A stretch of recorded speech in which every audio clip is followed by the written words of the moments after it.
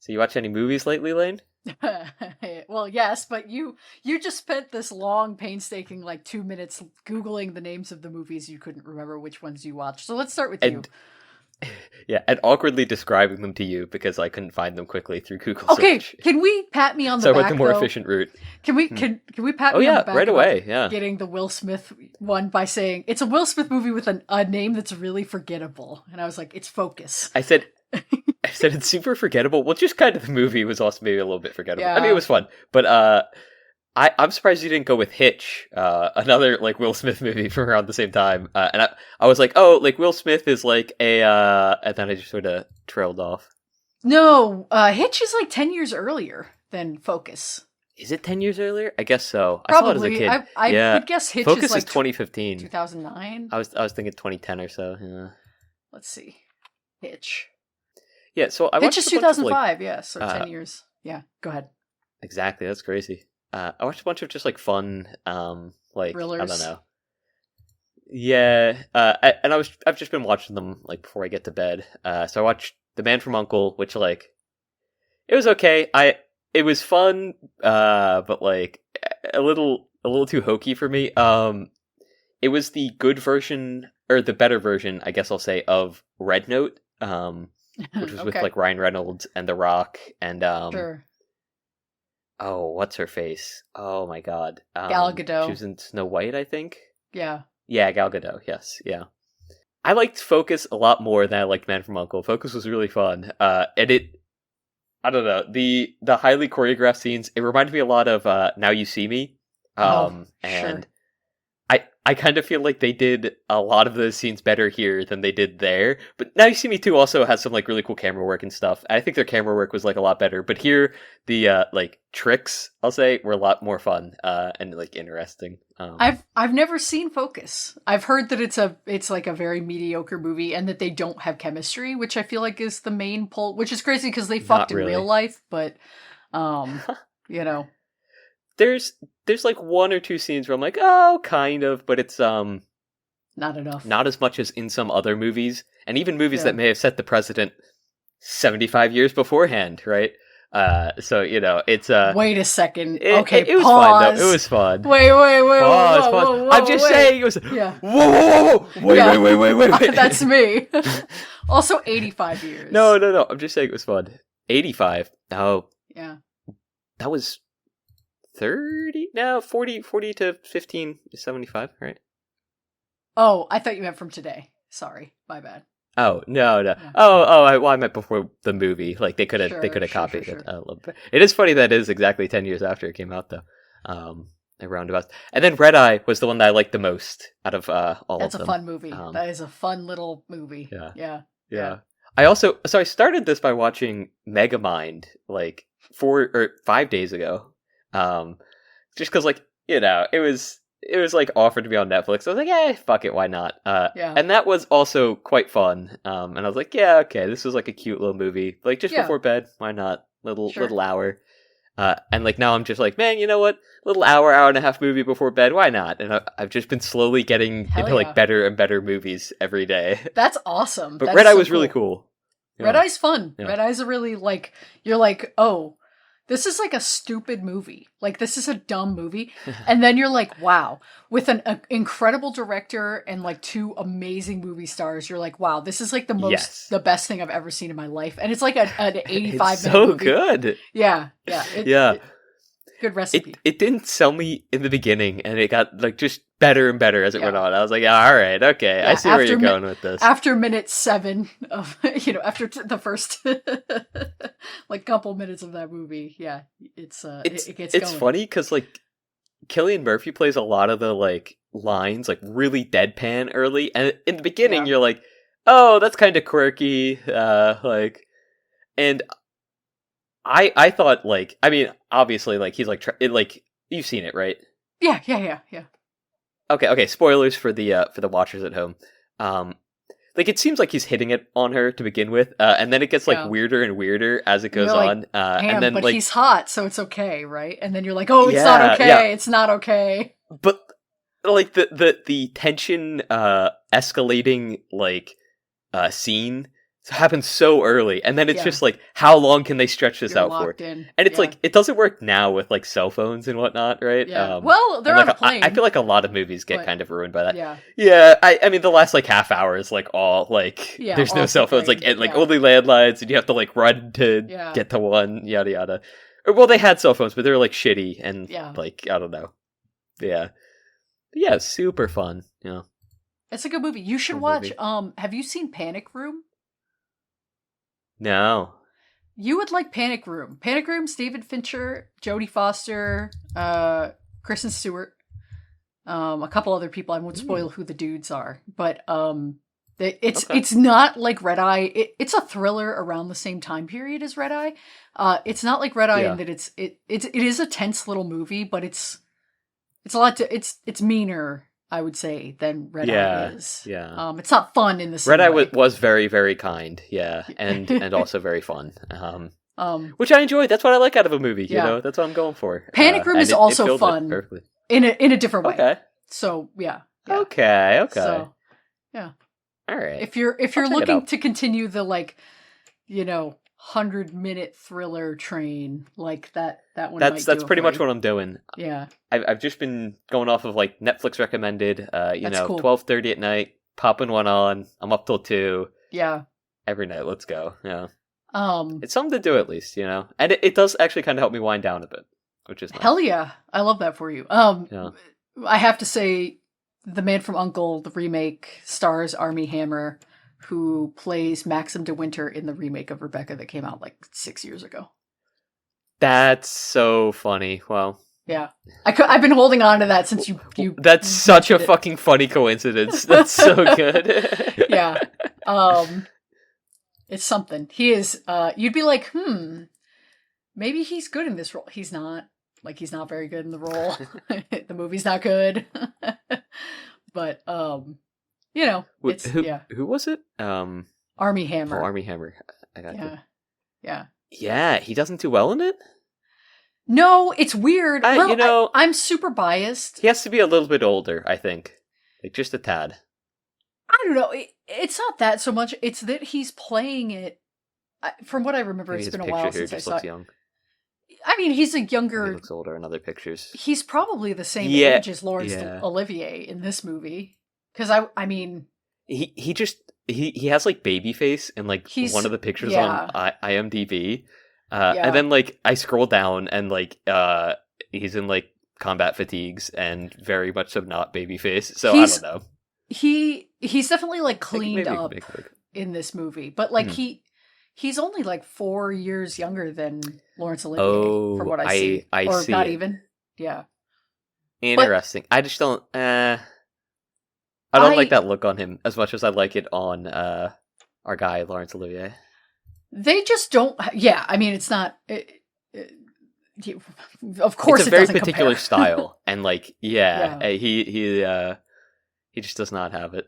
There's a lot more warmth in that, or like gesturing at warmth between the two leads in that adaptation that I don't think works necessarily. I kind of liked it in a way, Mhm. but I don't know. It's an interesting take. Anyway, we don't have to talk about it yet.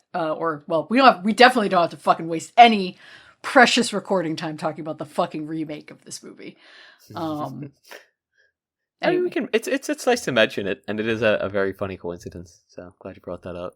Yeah. I'm surprised that this was The Man from U.N.C.L.E. was rated so highly. People like that movie. That's the television series. Okay, wait. No, people like that movie. People enjoy that Oh, yeah, movie. even on IMDb. Yeah, Yeah. it's not fun. I was gonna say I've never seen it myself, but people do tout it. You know. There were a couple of scenes I was like, a little much for me, but I don't know. Yeah. It's fine. Other than that, Two men I would just not ever want to meet if I can help it. yeah. That's also the thing. Like, they're attractive in like a Ken doll type of way, but like not in a like this is like an attractive man type of way. If that makes sense. It's kind of funny how much the tide has turned from like the female perspective on Henry Cavill. because he was like, Yeah. he was, up there as like internet boyfriend, whatever, most handsome man. And now I feel like men like him a lot more than women do. Like, I feel like women are like, oh, like, I see through this guy. Like, there's nothing he's a bad actor. There's nothing going on, and he's fucking weird. And men are like, he's the cool, he plays Warhammer! Like, that's... I was gonna say, I know that's why guys like him, is because, Yeah. like, he's like, oh, like, I want a to, nerd. like, maintain, like, Yeah. the source material of, like, whatever, yada yada. But anyone who I've ever like, enjoys that specifically, Is a Ling nightmare. did a jerking Yeah. off motion for those Yeah. at home. No, they just don't, like, they didn't watch it, right? They're like, Sure. oh, like, I heard he was, like, really cool on The Watcher and, like, yada yada. I was like, oh, The cool, did Witcher. you see it? No, Wait. but, like, oh, The Wait, Witcher, they should yeah. they The Watchers are you at home. They should remake remake The The Witcher, Witcher, but it's- yeah. It's the gameplay is you have to sit at your computer and And like load podcast. up We Want to Watch and listen to the We Want to Watch podcast. The that's Witcher that's 3. The Watcher. The Watcher 3 Wild Hunt is just you have to fuck with Audacity, and the Wild Hunt is for all of the times that you blow your nose into the fucking microphone, Ricky, and having to cut those True, out. true. I turn away every single time. Like, Guess you what? see It me doesn't- turn away. It doesn't fucking matter. It doesn't. It doesn't matter. You're help. so I loud. get that, but like, yeah, but like, don't say I'm turning into it. I'm trying at least, right? Like, come on, give me the not benefit of the doubt so much as benefit of the attempt of the effort. I watched Rebecca twice this week, but I also watched it twice. Did you really watch it twice? Yes, I love Yeah. that. That's so awesome. Yeah. I watched it in 2 stints between last night and Fuck, this yeah. morning, Hell. and then yeah. I watched it earlier in the week because we're going to record earlier, and then I really wanted to take a nap, and I did, and then I woke up and Lade was like, "Hey, trade proposal for you. You receive 1 extra nap. I receive time not to record," and that's a deal that I just could not pass up. Yeah. I just to round out the what did we watch this week? I rewatched Psycho as well after I watched Rebecca. I was like, Ooh, which one? the 60. Oh, okay, 1960. right. Yeah. Yeah, gotcha. And then I recently watched. So I've mentioned that Blank Check, my most hated podcast, my love hate podcast, is covering the Coen brothers. Don't say most hated. You like them, all right? Like I sometimes I really like them, and sometimes I'm like, you guys are so fucking annoying. I can't stand this podcast. Like, I hate that. Yeah. But they're covering the Coen brothers, and so I'm using this as an opportunity to fill in all the gaps of what I haven't seen from the Coen brothers. And so I watched Barton Fink, which do not watch that movie before bed. You will not like that movie before bed, but you'll like that movie a lot. Okay. You will really, okay. really fuck with that movie. So you should watch it. Oh, hell and, yeah. Yeah, talk about it. Did you see the new Coen Brothers movie they're coming out with Charlie Day? Yeah, Honey Don't. Yeah. Yeah, I saw an ad for it, and it looked really fun. It's crazy that you're I like, kinda with wanna see it. Charlie Day and not Margaret Qualley, or I think Audrey Plaza's in that, or is she? I don't know. Baby. Yeah, Aubrey I saw Plaza. Charlie Day, and I was like, yeah, I saw Charlie Day. And You I were was like, oh, man. Philly. I love Philly. Yeah. I was like, oh, he's Tony Philadelphia. I know this guy because like his name is on twice on the credits. So like every Yeah. time you watch them, right? Like every episode, I'm like, oh yeah, like I know Charlie Day. I Uh, really liked the last. So it's not actually the Coen brothers. It's only Okay. it's one of the Coens. They kind of like stopped their okay. creative partnership. I don't think for any problem. Like they didn't have beef or anything. Obviously, Yeah. they're just like doing Yeah. things independently. So this is, I think, just Ethan. Is that is kind of doing like solo stuff now. Joel Coen did the Macbeth remake with Denzel a few years ago, but The what remake with Denzel? Macbeth. No shit. Yeah, that's a fun movie. You would like that movie too. You would really like that movie. That movie's like super fucking like abstract and kind of crazy. I mean, yeah, like yeah. Also it also Denzel has Washington. my guy in it. Yeah. Yeah, your boy. The Tragedy of Macbeth 2021. Huh. Yes. Yeah, it's got Frances McDormand too, and a bunch of other people you would recognize. But Ethan Coen, who is the other brother, He Yeah. has been doing like these like, and I mean this like lovingly, like lesbian adjacent movies. Lately, like he's Yeah. been Drive Away Dolls. Excuse me, Drive Yeah, Away Dolls. this is the Yeah. second in that trilogy. Yeah. Yeah. Well, I don't know if it's a trilogy, but yes, I mean, It is. yeah. Oh, sorry. Yeah. Well, that's what it The says on second in the- Wikipedia. Is what I'm reading. Oh, is so, it? Yeah. Oh, okay, cool. Well, Yeah. he It says the second he- in a lesbian B movie trilogy, Oh. in quotation marks, and I don't know if that confirms that there will be a third movie coming out, but I'm sure. I mean, these are very like small movies. They're probably like $5 million to make. I mean, or not that small, but like 20. it's 20 So, or something like that. yeah. Yeah. But cool. I didn't know that. But yeah, it's cool. He has like a non-traditional relationship with his wife. So which is fun. In what way? I believe she's a lesbian, but they're still married. So Oh, okay. like, I don't know if Okay. it's they don't talk So about in it a non-problematic way. Yeah.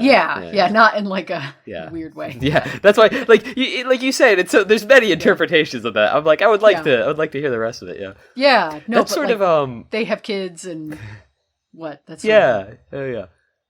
That's sort of like that movie that I told you about, the Spike Lee movie that I wasn't particularly a fan of. yeah.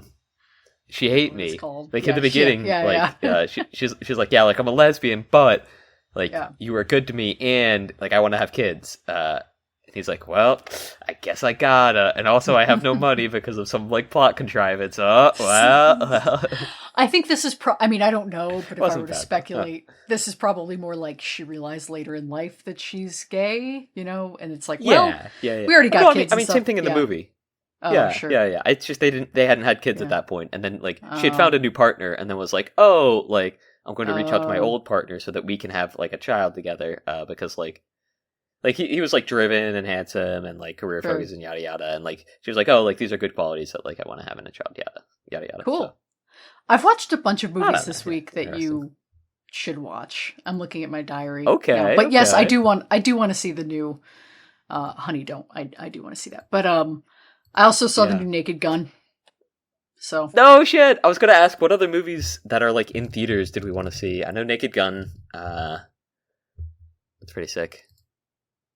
the new Paul Wasn't there Thomas something else Anderson that is Oh, the new you know, PTA. Yeah. Yeah. Yeah, you're right. I Um, forgot about that. There's probably other stuff by directors we're familiar with that, we could go see. I know we talked about that last episode, but yeah, Naked Gun, Yeah. I mean, you really, really should make an effort to see that in the theater if you can, Ricky. Yeah? Yeah. Oh, okay. You would really like it. Pamela Anderson, Okay. she wears a wig at one point that is like my dream hair. Like she Oh, okay. she looks, they both look it's really not like good. ridiculous or No, Okay, I mean it looks ridiculous on her, but it is basically yeah. like Yeah. what I conceive of what my hair would look like in real life in my dreams. Like Yeah. That's sick. Oh, yeah. but it's really funny. It is truly like I thought it was funnier than the original. I know that might be offensive to That's not to you, sacrilegious or but- anything to me or offensive in the Okay. slightest. Don't worry about it. But yeah, I mean, I like the original, but I don't think that they're like, I don't know, pinnacle of humor. Yeah. It's just a movie I grew up and I enjoyed a lot. this one has I was really excited to see how they riffed on it. I've seen that they Yeah. did a few homages to the original series, so like Yeah. definitely excited for that. And I've heard that it's like it's paced in the same like you're tripping over the jokes. That's how many they're just like Yeah. constantly throwing out. Yeah, it's really like that. and it's the especially watching older movies and like seeing how they've like sped up over time. Just in terms of like how quickly plot is delivered, and I mean, I mean, just across genres, maybe not exactly the same, but especially for like comedies, The Naked Gun, like I feel like maybe didn't break barriers in that regard, but was definitely sort of like pretty quick paced with how often they were throwing out jokes. But we even mentioned that there's like some transition scenes where it's like a bit slower than it could. Yeah, have you're been. like, where's the joke? Yeah. Right. And like some of Yeah. them, like there is a joke. It's just like guys like setting up like painting or something like that on like scaffolding, and like he runs into it, and they're all falling, but it'll just like linger on that for a solid minute, and it's like, all right, Yeah. like is it this funny? And like I feel like just for like a modern filmmaker, sort of zipping a bit more quickly would I don't know, There's be really there's fun like for it. I'm excited to watch it. There's like two jokes that go on a little bit too long, I think, in this one, but for the Okay, most part, yeah. there are no boring scenes. Like there is not a lot. There maybe is like Okay. one scene that like you're like, where's the joke? But otherwise, yeah. And there's a lot of the like background humor gags. Like there's a lot of that Yeah. made Christopher and I were laughing out loud in the theater, and it was great to see with a big, boisterous crowd. So it was good. Yeah, hell yeah. What is this podcast? This podcast, the one that we're recording right now, we want to watch. My name's Rebecca. Just kidding. My name is Ricky still. I'm not kidding. We're not My name's joking Lane. around here. I'm not fucking around. I have been so excited. Basically, since you decided on this movie, I've been and by decided, I mean since I strong-armed you into Was coerced into this movie. Yeah. I didn't coerce you. I gave you an out. But no, I've been so excited. I love this movie. We mentioned that this is one of my posters on my wall. We watched Rebecca from 1940, directed by Alfred Hitchcock. So this is the continuation of Alfred August, the mini series within the mini series. Truly. It's the bumpers for Full Metal Alchemist. It's true. For Full it's Metal true. August. This is the bumpers on the side, yeah. Really? I guess Full Metal August is the bumpers on the side of Yeah. Of Alfred August. Alfred August, yeah. So I love this movie. I want to hear what you have to say about it before I tell you how you should feel about it. Let me first start off by pissing you off. Yeah, it was good. God, trolling. I liked it. Dude, okay, what are you doing in my lap, buddy? Thanks. Sorry, I had a cat spinning around. It was fun. I don't know. It was I'm gonna kill you. It was definitely like what? It was a departure from the other movies that I watched, just that I've seen, especially recently, just because it's like, I mean, obviously it's older. It's I was gonna say, slower, and the payoffs are like in like very different ways at like different points in the film, but still really fun. And second watch delivers a lot more in terms of like reading into mannerisms and stuff early, especially on Mr. De Winter's behalf. And even Miss Danvers to pretty large degree. I mean, she's like, you can already tell she's hostile, but it gives more context to like her emotions and actions towards not Rebecca, our new young lovely wife. Not named Rebecca. They always call her Mr. De Winter. Who? Wait, I don't even know her name. I'm trolling. This is so funny that Ricky is coming to terms with a genius stroke of this story, which is that she doesn't have a name. They just don't say it. Yeah. Yeah. Because Van Hopper doesn't say her name. No. That's crazy. No, that's wow. A deliberate artistic choice. Yeah, they just call her. Yeah, that's fun. They just call her companion. Yeah. I didn't know if I had missed it or something, but yeah. No. So this is based on a book. I have read excerpts from the book. I've started it several times, but never finished it. Obviously, like classic Gothic literature. Did you ever read like Jane Eyre or like any of that stuff, like Wuthering Heights or this? No. I've heard a lot about them. That hasn't particularly appealed to me. I did read a fantasy book that people say was like similar to one of them. In like some like weird like off. I don't know. It was like a book review site that I was just sort of scrolling through because I like to see what other people thought of it. Because I thought it was a pretty decent book, and like what was the book? A lot of people Shout were like, what is it? Silverthorn, I think. It was one of the books by what's his face. The one that just got canceled. No, I'm guessing. No, the Rift War guy. Raymond he wrote, like, Feist. a huge Raymond Feist. Yeah, his first series, like Magician. He writes Magician, Apprentice, and then Master, and like those were great. And then he continues the series in quotes with Silverthorn, which focuses on like one of the princes from the original books, who was like not the main character, just a random guy. And it's like a political drama essentially, and like his wife has been poisoned. And yada yada. There was some plot line in it that someone was like, oh yeah, this is similar to, and it was an older book that I had not read before, which I assume falls into some like neo-Gothic era. But yeah, it was, I don't know, I thought it was super cool. People sort of trashed on his books a bit because they're like, oh, like it's obviously written by someone who's like not an author. But a lot of people are like, that's kind of nice in a way. Sure. Yeah. I mean, he's And then the literally an last book in the author, series, right? Like if he's writing. yeah, like he's writing Yeah. now, right? I don't know. I've tried reading some of his like more recent books, and they're very like teen lit slop, and I was like, I don't know, man, I don't want Well, to read this. yeah. Like, this is not for me. But yeah, the original ones were really cool. So Yeah. Cool. Well, yeah, I mean, I'm not super surprised. I read Jane Eyre in school, and then I've read some of Daphne du Maurier's other fiction, like short fiction or like Jamaica Inn. But this is definitely like in the vein of those stories. In this, obviously, like women in peril, dark and brooding men, and then also kind of below the surface, like besides like sexual politics, is also like the class kind of discussions or analysis of it all, like obviously is happening in Rebecca here. So I've always been primed to love this movie. I couldn't even tell you the first time I saw this movie, but it's I mean, just it's an all-timer for me. Wuthering Heights changed my life when I read that book, but like this movie is a cut above the rest. So but I don't know. Can I say a weird thought that I've had during this film? Sure.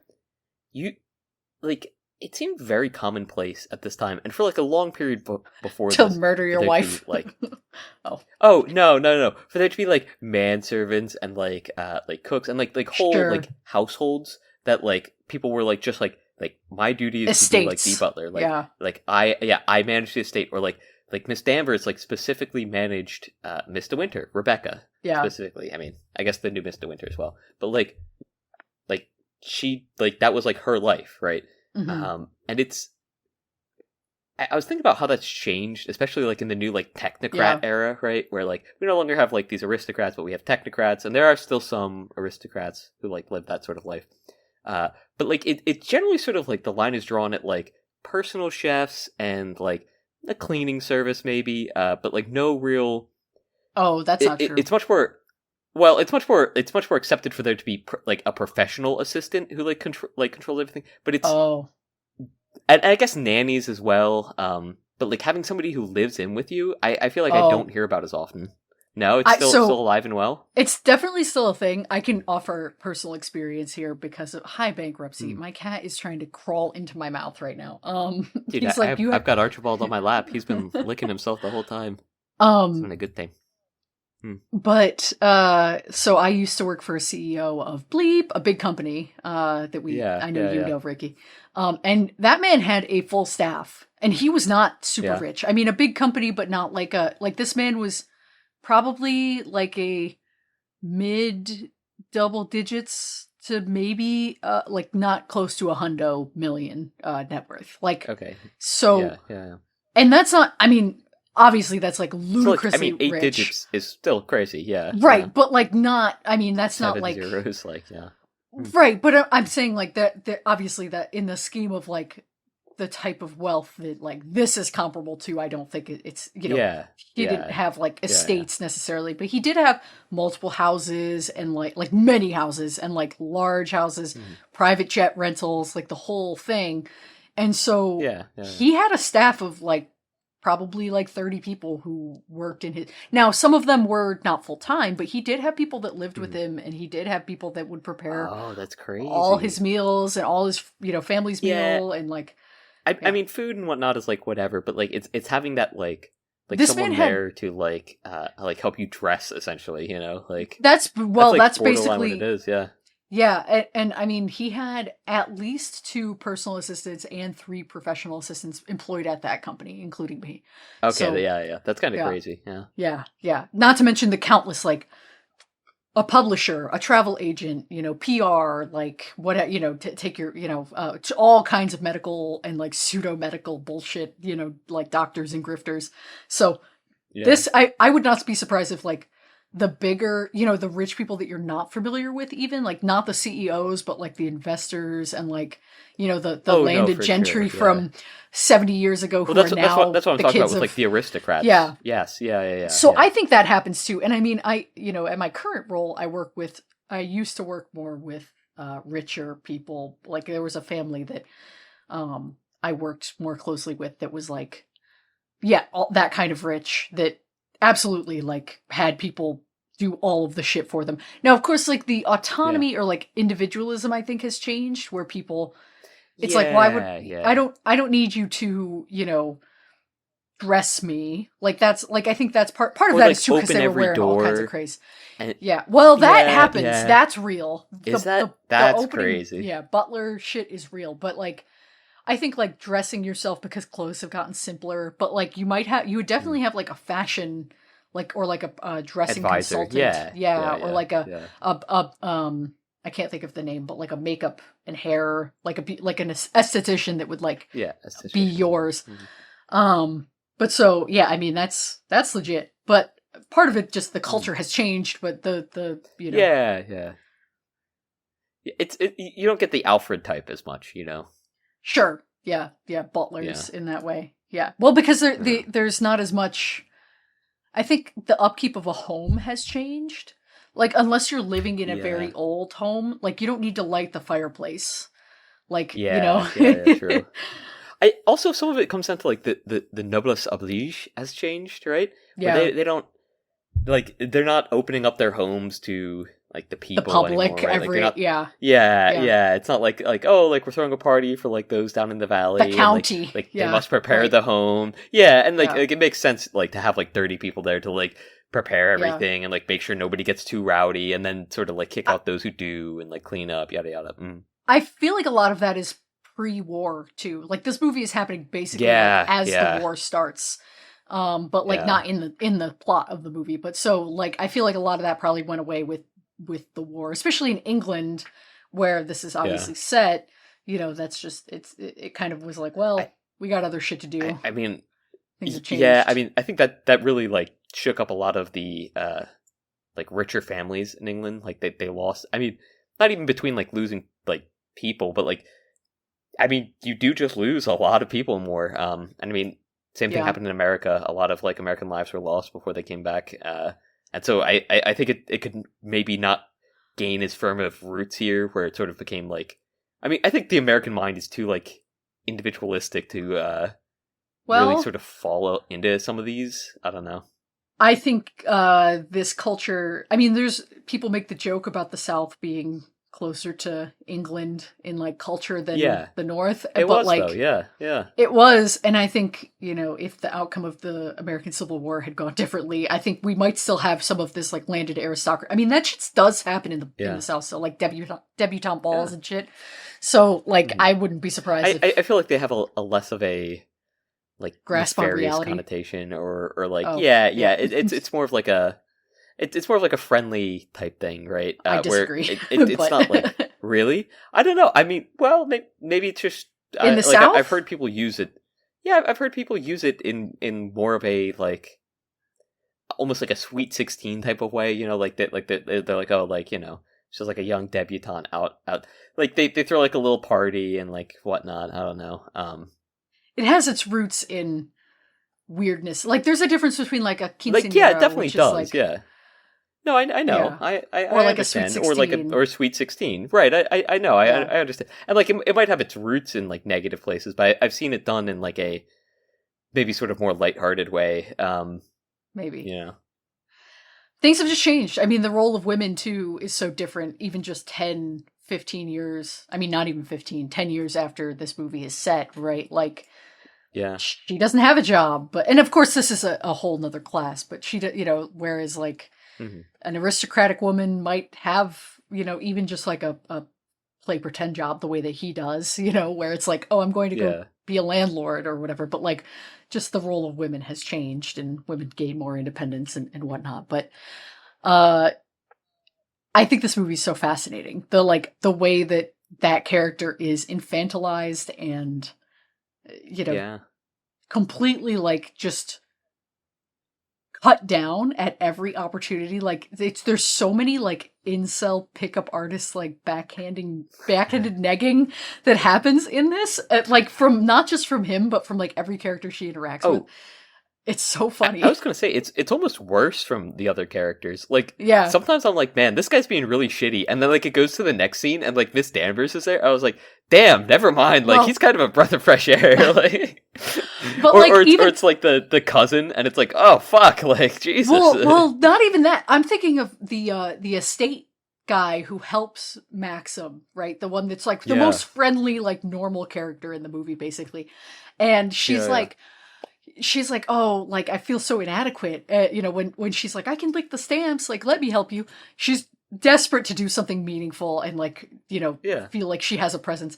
And then, you know, he's like, oh, you're such a breath of fresh air to compared to Rebecca, who is so beautiful and lovely, and it's just nice that you're normal and not beautiful. It's so great that you're not hot. Like... yeah.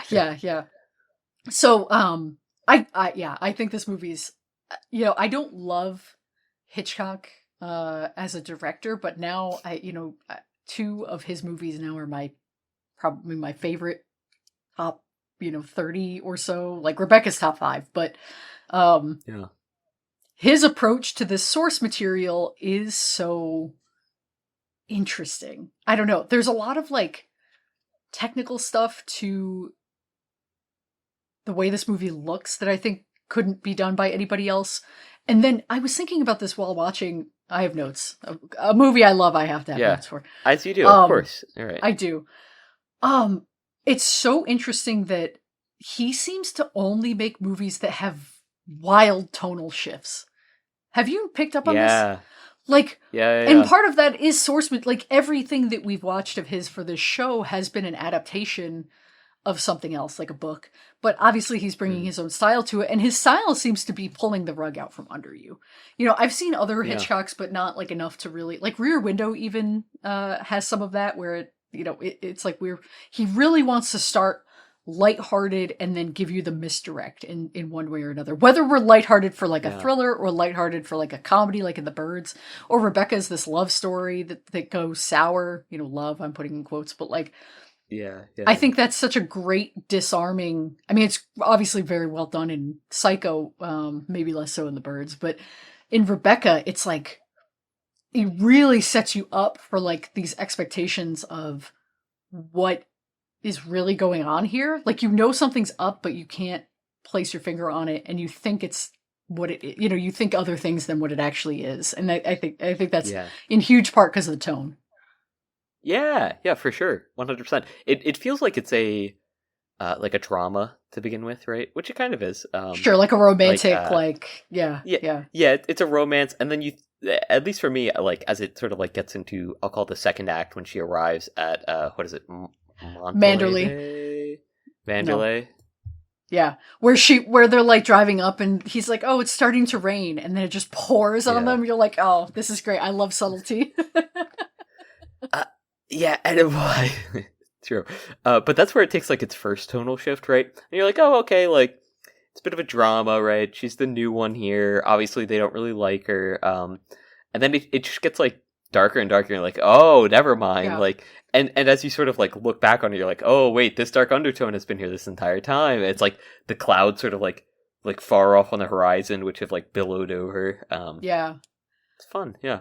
Like those far-off clouds that he sees in the beginning when he is on the cliff. Anyway, go on. You're right. And then at the end, the last like 15, 20 minutes of this movie are another tonal shift. It's like you have like 20 or 30 minutes in the beginning of them like flirting and whatever, like falling in love.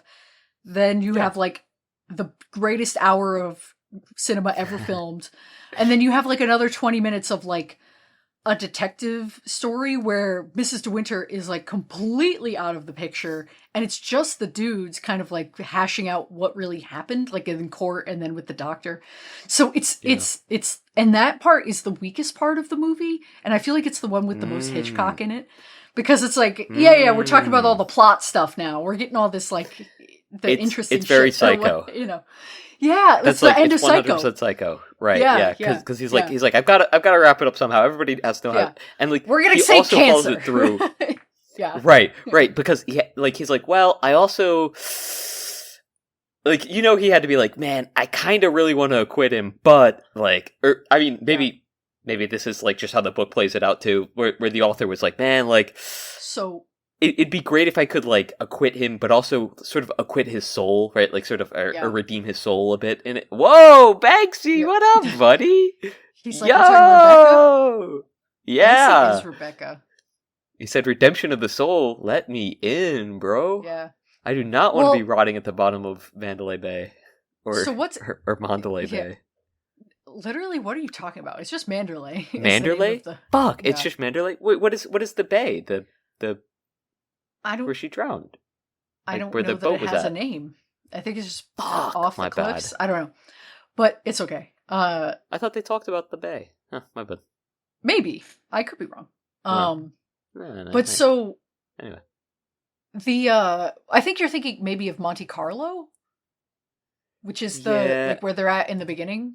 I think you're just... Yeah. You're putting your M's together. I think it's just Montego Bay, and I keep going like Manderley, Montego Bay, like Mandalay Bay.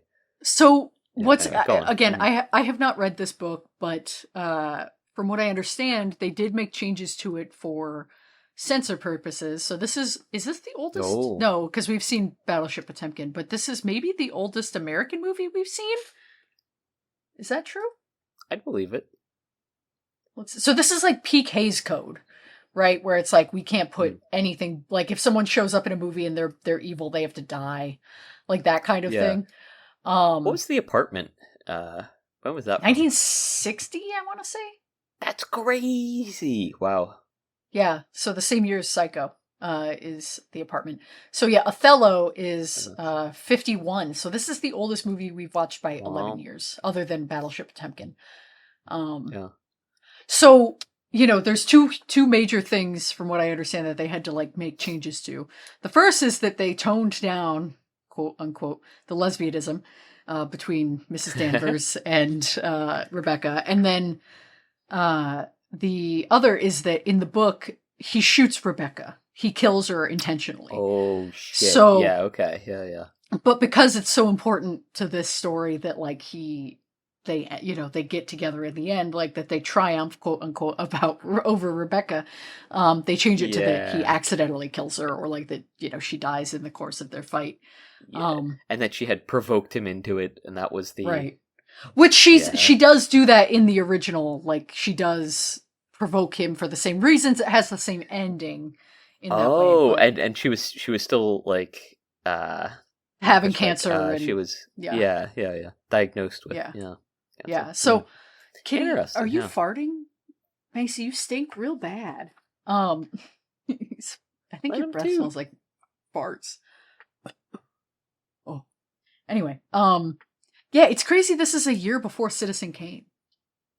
Kane kind of like aped this movie. I love that movie. I love Citizen Kane, but like that movie's kind of like copying Rebecca quite a bit in a few different ways. There's a lot of like the technical stuff and like ending stuff that's like very similar. There's no way that they recorded that movie like between the time that this movie came out and that movie. I think there could be. It's a whole year, that's right? Crazy. Yeah, I guess, but like, I guess Kane saw it or more Kane quickly Wells. Then. Yeah.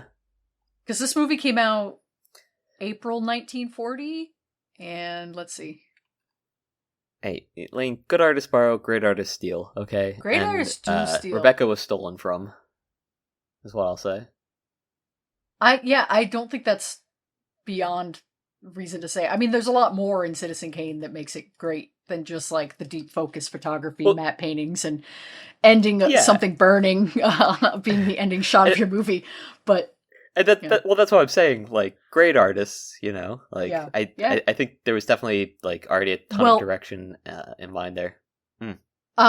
Something else I did. I wanted to watch this a third time, but instead I listened to a radio play actually of this that came out like a year and a half or 2 years before this movie did, with Orson Welles for the theater. So it was like a radio staging, like it was shorter, condensed.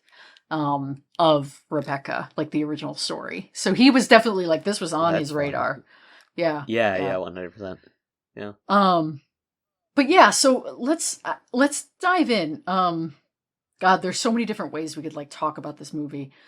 Do you want to what go by did you- chunk? Or, how do you want it? I don't want to blow chunks. Are you kidding? Let's talk about Rebecca first. And the way that this movie portrays her, and by portrays I mean doesn't portray, which is like also a stroke of genius of like, who is this character that we never see? But the camera does so much work to show you or make you think that she's there or like conjure her presence. Like obviously the tracking shots of like people talking about Rebecca and then like the camera will move over empty space and you're picturing her there. Or, you get her point of view shots. Like when, in the opening, you mentioned when Maxim is like looking over at the sea, you're looking up at him, which is where Rebecca would be when she gets pushed into the ocean. Yeah, right. Yeah. So, what did you think of all of them? What do you think of Rebecca? She sounds great. Best friend. You think so? No, she sounds like a nightmare. Okay, thank Christ. Okay. I was gonna be like, she did not sound great to me. No, I didn't know I don't know if that was you just being like, no, she's great. Like, forgive women, trust women, believe women. No, well, that too. We could definitely talk about she should have had her cousin's kid. Like maybe. No, the thing about Rebecca is that she was in the 30s bedazzling her own journals by hand with her name. So like that's like beyond the pale. I don't know if you know the time that takes, but like yeah, like it's obnoxious if you do that in 2025. I can't imagine how much of a fucking diva you had to be back then, but also work. So imagine the Tumblr. All right, like just imagine. Yeah, she would have had fucking pages. Yeah, she would have had a crazy Instagram. Rebecca would have had the Instagram of all time. Like yeah, oh yeah. Although, I do think there's with the beautiful window in her room. You could like honestly make like a beautiful. Would love Instagram to kill myself out that off window. of that. It'd be great, right? I was just thinking that. I think there's something interesting about there's not necessarily any proof that she was as bad as Maxim is saying, other than that's true. Other than the cousin who does come out and basically say like, yeah, we were fucking. But that doesn't, and the townspeople were also like, we kind of don't fuck with her cousin. Like, yeah. So they're like, we liked her, but like her cousin was a shithead. Yeah, we know what he's apparently about. she loved though. So yeah, yeah. But so it's just interesting, like this from like a feminist angle. If you wanted to think of this movie as like painting a portrait of a woman who's not there through all of these various perspectives, and the kind of woman that is created in your mind. But the person with the most negative or kind of like critical view is the one who kills her, and it's her husband who she's like cucking. So he's obviously got this like revenge thing going. So it's interesting, and I think this movie's complex enough to do it justice. To be fair, if anyone else had been talking worse on her than her husband who had killed her, then I'd be a bit worried, right? Like then it's like, oh true. Shit, wow. Yeah. How'd she get away with it for so long, Like yeah. She offended someone else worse than the husband getting cucked? Like, I don't know, that's crazy, man. Like you gotta be doing something real bad. She's writing some nasty ass fucking letters that are getting delivered, do you feel me? She's wearing crazy dresses, just the most insane fucking dresses. Yeah. She's taking that shit right off the wall. Yeah. She said, that 16th century, make it for me. Yeah, she's fucking the housekeeper. It's crazy. Gotta do what you gotta do, alright? Come on. They were close friends, The way that this movie portrays her presence, like I said, with the camera work, but also with like shadows, there are so many like, this sounds like I'm a horn dog, but like curvy shadows in this movie, like where like the banisters specifically, like cook with me. There's like so many times when the second Mrs. De Winter is like walking through the hallways alone, and like there's like shadows cast over her or like near her that feel like the shadows of a woman, like that there's like kind of like hourglass, like, or like rounded kind of like, I'm guessing they're banisters or staircases, or they could be statues, or who knows, but that are just like lurking the whole time that she's in this movie. Obviously there's shadows from like window panes, and like like rain is a common one that you see. So it's just like casting this, fucking fog over her, but specifically the big chunky shadows of like, is this a person? I feel like is really cool. Yeah, I was gonna say like they open the windows, but like we don't get much light in through them. Like No. like the light that we get It's so will be, dark. like the light which is already like in the scene, right? Yeah, it doesn't really light it up until the scene where Miss Danvers says like, "Hey, why don't you go ahead and fucking kill yourself?" Like when she opens, she those opens windows, the window. it's bright. Yeah. It's fucking. It's like, awesome. They've got like it's the oh fuck, what movie? It's the Smile 2 fucking like headlights like during the dream scene. That's what they've got right there. If she had jumped up to that window, you would have seen like her skeleton through her skin. I saw a meme using the scene of the dancers in that movie where they're creeping on her in her apartment, and I was like, I can't look at this meme. Yeah. Like I have to scroll past this meme. That was a good one. That was good. That was so fun. Yeah. Yeah. So you say that, but that night we were convinced we were both gonna die. Like we were so fucking scared when we saw that movie.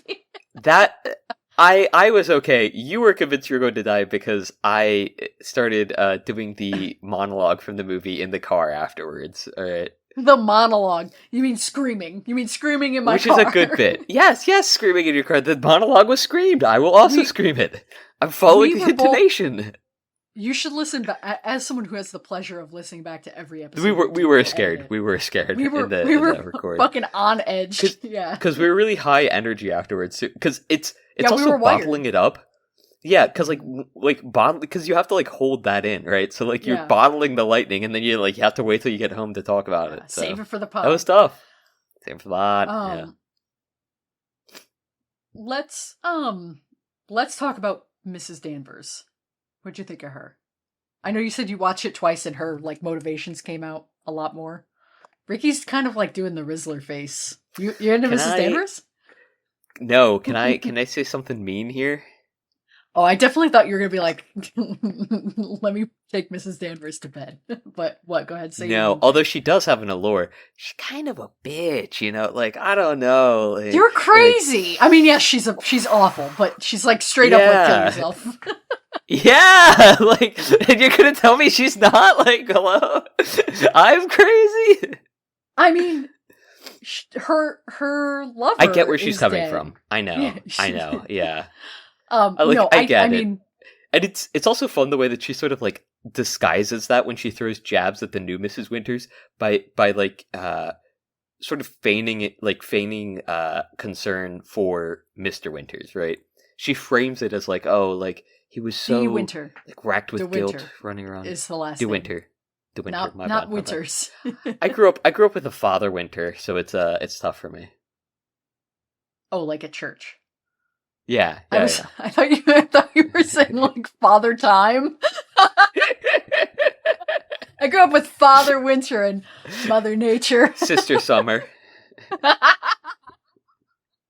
No, well, everyone in this movie is fucking insane, to be clear. The only one who's not crazy is the estate planner guy, who's like very normal and just like, I just want to send out the bills. I get that everybody's crazy, but can we chill out? It's okay. So for me, it's just like, I get that she doesn't like the new De Winters, right? Miss De Winters. But like, she's just obviously mad at Mr. De Winters. What? De Winter. So it's obvious that she's mad at Mr. De Winter, right? Versus to an extent, yeah. I mean, to a pretty. I mean, even before the end, she's still like obviously kind of pissed at him, right? And I kind of feel like they all like. I think they all understand that they're in mourning, but like, or that he's in mourning, but all of them are as well. Like all of or it seems like many of the the house staff, yes, we're also in mourning, and so like, but she takes it to like a very vindictive angle where like, I mean. And like it's because they were fucking. It's because I know. Yeah. But the new Miss De Winter is like they always talk about how like young she looks, especially in comparison to him. I didn't think Yeah. that like just by looking at them, they didn't look very far off in age. I don't know if that was Really? like You me don't think not so? seeing it. I Oh, mean, he that's looked like he crazy. was like late 20s, and she looked like she was like early 20s. I feel like you're crazy. Laurence Olivier is Am I definitely crazy for that? he's got to be in his I, 30s at least in this movie, and he just like I don't see didn't her look being. that old to me. No, he's a very like handsome young guy, but like he's not Yeah, that old. But she, I right. mean, they're playing her. She But what? she Let's see. she she does look young, and like her mannerisms and stuff make her seem like So she's like he's 10 years older than very her, naive, quite but young. she's That's playing it younger. crazy. Yeah, she's Yeah, playing it younger for sure. like she Like plays she's, it super young. Yeah, yeah, yeah, and just like not even just the age, but the the life experience. experience. Yes, Yeah, I know. yeah, Yeah, is so and especially within the social circles that he's mhm, like bring her into, right? yeah. And like they're Like I very feel like he's supposed to be like 40, I think, or like nearly right, 40, right. like in late Right, 30s. I understand that's Yeah, what they're like trying to play him yeah, up into, but I just could yeah. never, I could never see him like that. Especially like when they Really? talk about him. Yeah, Oh. I just couldn't see it. I don't even looking at it now. I just still don't see it. I'm sorry. Like I don't know. He just looks You don't young to have to me. You know. apologize. I mean, yeah, he's a younger guy. I mean, he's Christopher's age. He's younger than Christopher in this movie. But like, as far as the way But that he's trying to he's play playing older it, than Christopher. Yeah, like yeah, significantly. he is. Yeah. I mean, age wise though, like I think he looks like an adult, like a full grown Yeah. man. He's not like Yes. Yes. Well, but so that's what I'm saying. Like he does look like late 20s, like adult versus like but uh early his 20s, like young adult. But his way of playing it, where he's like angry, he's He's playing very with this yes. like He's angry, overbearing brooding. He's very past. stiff. Yeah. Yeah, he's like um constantly like demeaning her and then like walking it back, like very Yeah. like cycle of abuse kind of shit. I think that's great. I think he's great. I think he's a dream man. I would marry this guy. Yeah. No, Oh yeah. I think When he almost the abandons her on the side of the road, oh, my heart was fluttering. dude. Sorry. I Can't just run think bits. that My bad. their dynamic is really brought to life very, very well. And I don't feel like Mhm. the closest in age that you might see from these actors being only 10 years apart. I feel like they overcome that very quickly by Yeah. his portrayal and hers. I mean, she does an amazing job, the actress Joan Fontaine in this movie, playing like basically a little girl. She does such a good, Yeah. and like not just in like oh, I'm just a little girl. Oops, I'm stumbling over my words and like, but she's vindictive. She's fucking like very scornful and like jealous and like she brings all of that like little girl kind of like insanity complimentary to Mm. this role of like the only like the happiest she is when he says that he hates Rebecca or hated Rebecca and Yeah. she Yeah. like Oh yeah. She's she overjoyed. lights up. She's like, oh my Yeah. god, all this time, like we're like I can see a clear like the day is sunny now. Like it was just so Yeah. crazy. That's a terrible thing. Like he just admitted he killed his first wife, more or less, Mhm. and she's like, oh great, now we can be together. Like it's cool. So yeah, I feel like a lot of that though, like the scorn that she shows there is sort of like beaten into her by the way that she's Everybody treated in like else. the hour before that, right? Yeah, Sure. like the hour that she's like, because that happens like at the end of like if we're talking about like the sort of like Yeah. parts that we were talking about earlier, the end The of that second like act. big hour, Yeah. yeah, that Yeah. second act, and it's. Like I think she comes in very naive, right? And like in later on in the movie, he's like, "Oh, like 100%. you've lost your naivety in the last hour," but she comes in Yeah. way more naive than like she ends up at the end of that hour, right? Where Oh, where now she has 100%. this like Yeah. that weird sort of twisted love, which as much as she loves him, like during their time apart, she grows to hate Rebecca like just as much, Like, and like madly. it- like, yeah, right. yes, yeah. So like, and like that also like deepens. It's like it's a feedback loop, right? Like the one sort of feeds Mhm. into the other, right? Yeah. Which is why she's so overjoyed when he says. But like it's Right. she didn't like come in with that, right? You know, like Well, I kind of think everyone else so. had I it mean, against even her. I don't think so. I mean, before Mrs. Danvers starts being like twisting the knife, she feels Mhm. inadequate. She feels inadequate before she even knows about She Rebecca. definitely feels inadequate. Yes. Oh You yeah, know? 100%. Yeah. But that's she's that's more of like a self-conscious, and like I think the jealousy also plays into that as well, where she's like, well, like why would you choose me? Like oh, like why do you want to spend time with me, right? Versus right. like she's afraid that his time's gonna be taken by another.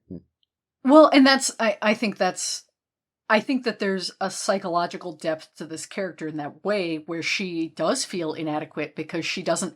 It's not like she's like capable and strong and like like a well-rounded but like tough middle-class girl or working-class girl. She is kind of like, she's not stupid, but she's, she doesn't have a lot of hobbies. Like she doesn't really. She was fairly sheltered, because she was an orphan. Yada. So now she's got this like role where she has to bring identity to something where not only is she like in over her head, like with the new role of like running a house, but then also she's competing with this ex. So all of her like identity problems of like, I don't have parents anymore. I, have been browbeaten by my employer.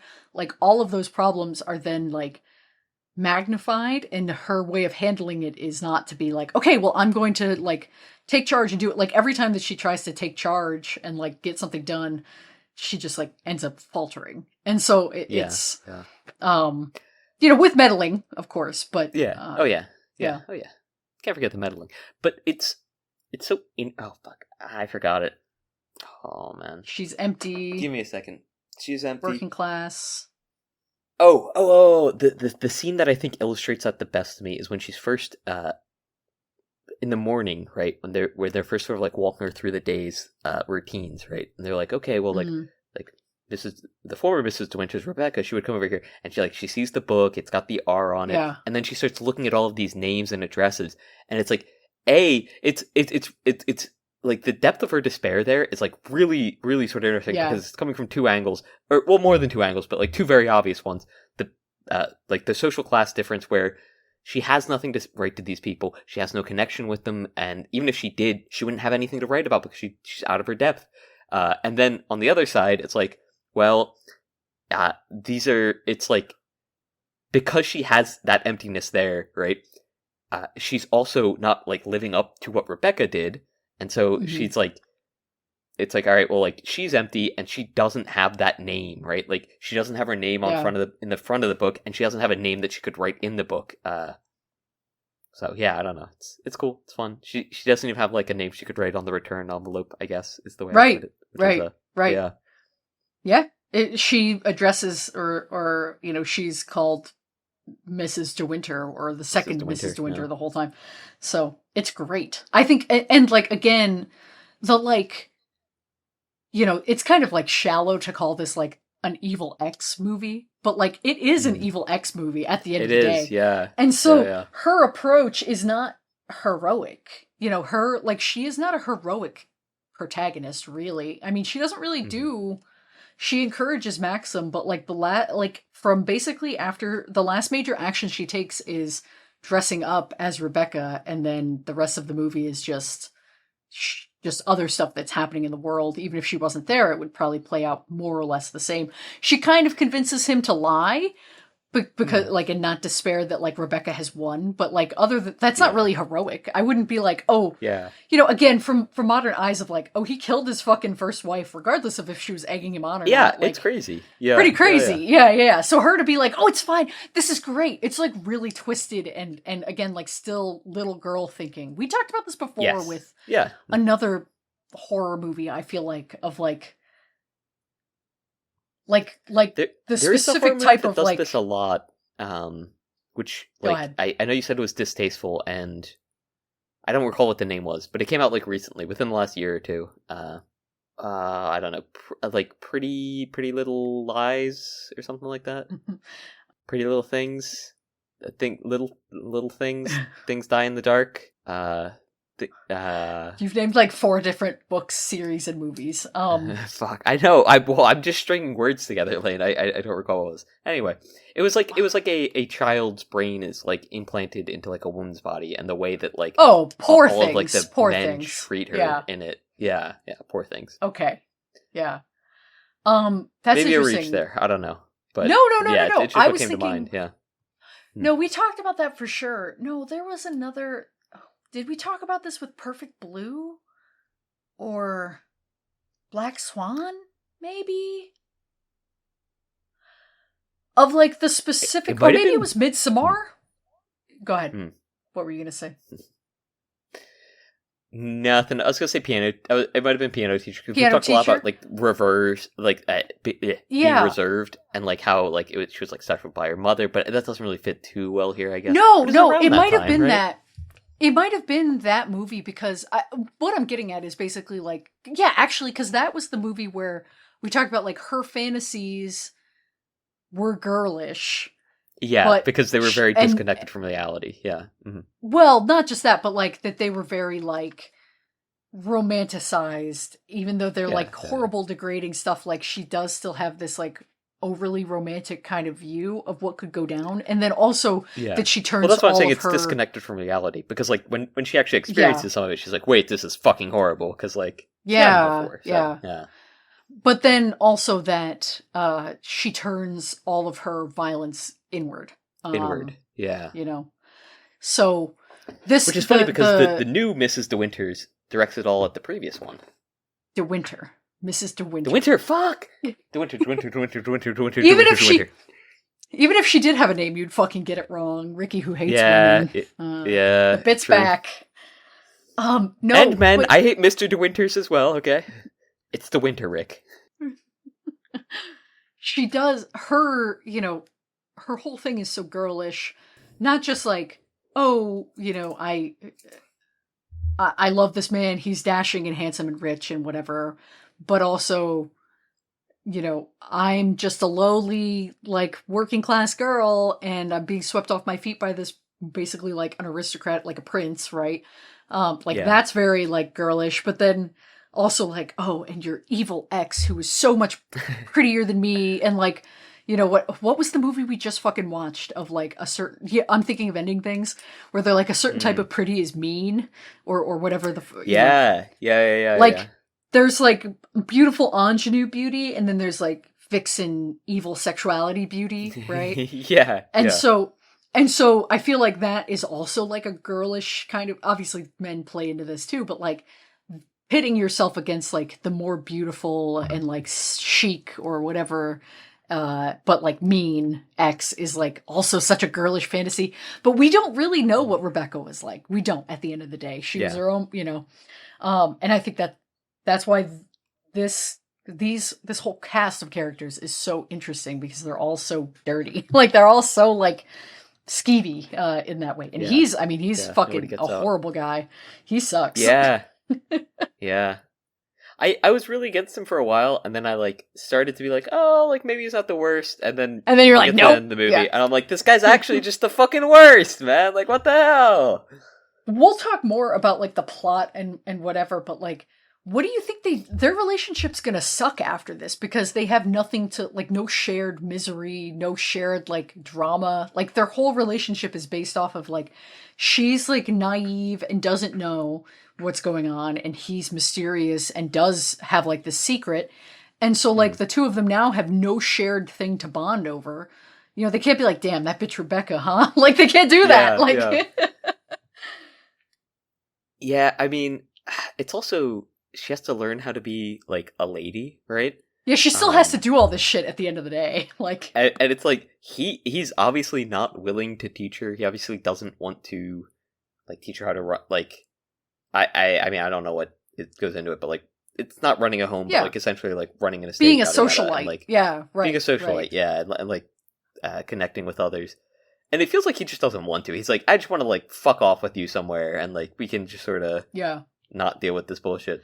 But here's the thing: he talks about his honor and like feeling this like and his changed feelings toward Manderley. But he doesn't just fuck off with her. He talks about. I know that's what I'm saying. Like, he talks about it, but he doesn't, and he leaves himself. And he like, could. Yes. Oh yeah.